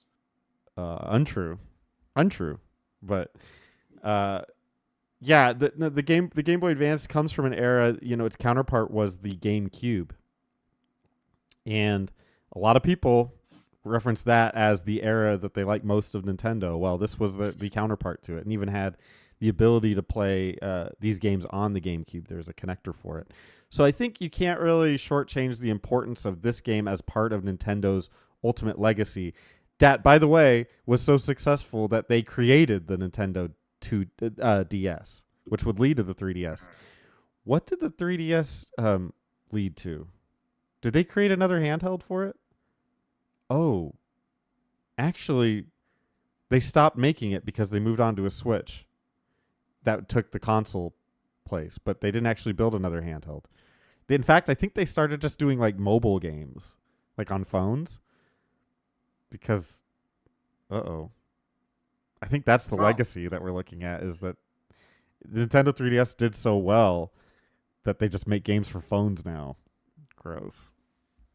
What actually happened was that the 3DS did so well and their console market was so bad at the time, they took what was working from the 3DS and applied it to their console market. So in many ways, the 3DS upgraded to the Switch. A lot of the development teams and series moved from 3DS to Switch. You think Fire Emblem, you think Pokemon, you think Monster Hunter, you think a lot of those different games that were very popular on 3DS, Animal Crossing, those teams moved from working on a handheld to a hybrid. Because Nintendo needed the power of the powerhouse of those development studios from 3DS. They couldn't do it on home console. They were look at the Wii U. They were failing with the Wii U. They needed what was on 3DS, and that's exactly where the Switch came in. I'm curious when you say that they took the things that were successful from the 3DS and moved them to console. So what does the Switch have that the 3DS had? No. Fire Emblem. Don't name games because that's a necessity. That's not because they wanted to. That's because there was no other option. That's because there's no other option. They don't have to do that. Yes, they did. I'm asking you, what from the 3DS specifically? Like, were there 2 screens on the Switch? You could buy 2 Switches. They actually no. They made a console with 2 screens. It's called the Wii U. Was that a success?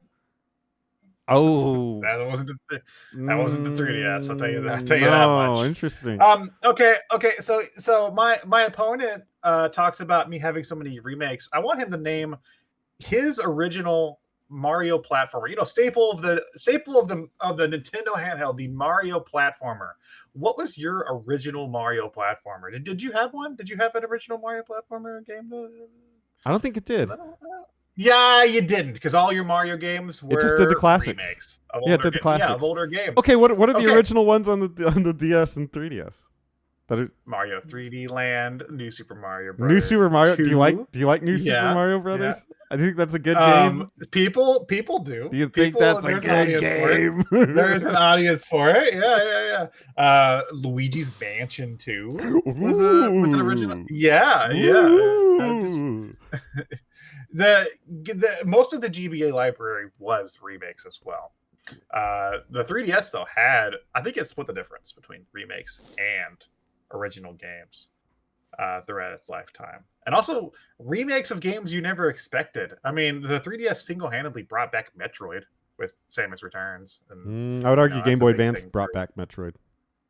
No, I would argue Game Boy Advance killed it. Because that was the last time we ever saw a traditional Metroid game.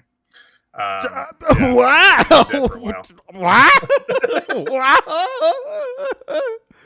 Excuse me? The Game Boy Advance killed Metroid?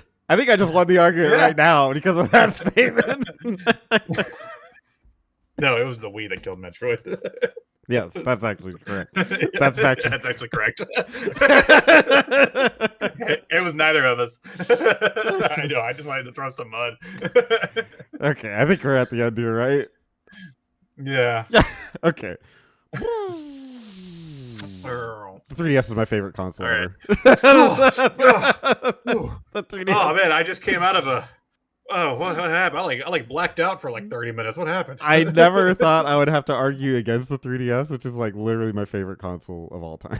So I think these are. I mean, that was a challenge. The 3DS is the 3DS is probably my favorite Nintendo handheld. But honestly, I picked this because I think the 3DS and the GBA are equals almost.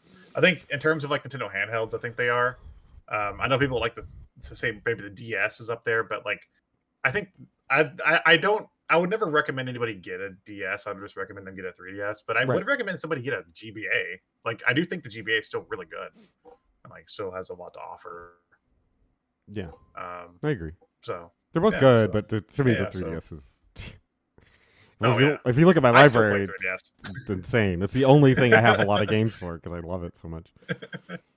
Yeah, it's like I still find myself playing 3DS like regularly. I play GBA sometimes. It's like off and on with that. It's like when I'm just in that mood for like something more retro, you know. But like 3DS is like, because like my issue after the 3DS is it's like every handheld that I have now. It's like the modern handhelds, like the Switch. I have a Switch and a Switch Lite, which they are not travel friendly. And same thing with my fucking Steam Deck. It's like with those consoles, it's like if I want to take it anywhere, I have to like get the little carrying case and get my games and get the diaper bag and get the stroller. And it's like I have to get all this shit ready for this fucking handheld to take it somewhere. Yeah. If I want to take my 3DS somewhere, I just put it in my pocket. That's gonna be that's really it. I think you nailed it. Is that these companies have released like mini computers, but that's not what makes handheld gaming great. What makes it great is handheld. Yeah, it's supposed to be something you can easily carry around. Why I still play my 3DS is because I can put it in my pocket, go wherever I'm doing, whatever, go to the doctor, whatever I'm doing, and then while I'm sitting there, I can be like, blump, and like pop it out and play for a minute, you know. And I don't have to worry about like, okay, I gotta take my Steam Deck out of the case and take it out to make sure it's got the full charge of battery and make sure the screen protector's on. It's like, goddamn, man. It's like I don't even want to take those anywhere. Never. It's like I just want to play them at home. Yeah, it's like, yeah. Well, that's the end of the first Button Mapper podcast. Yeah, got a lot accomplished. What you thought Yeah, man, we marathoned it. You know, I feel fit. I feel like I just ran a marathon. Yeah, tired. the whiplash between subjects. Yeah, there were no transitions. Yeah, so let us know if you enjoyed this. And I think that's kind of the setup we're gonna go with for right now for this is like each episode we'll do a few different things and talk about a few different things. So if you have like ideas of things you want to hear us do or subjects or different types of little segments, drop them in the comments. And I'm not gonna say we're gonna use all of them, but if we see something we like, you know, we'll steal it. We'll steal your ideas. Yeah, we'll pay you nothing. Yeah, we will pay you absolutely, just like Konami's paying me nothing for Squeakooden. Squeakooden. Squeakooden. That's the most racist Japanese voice.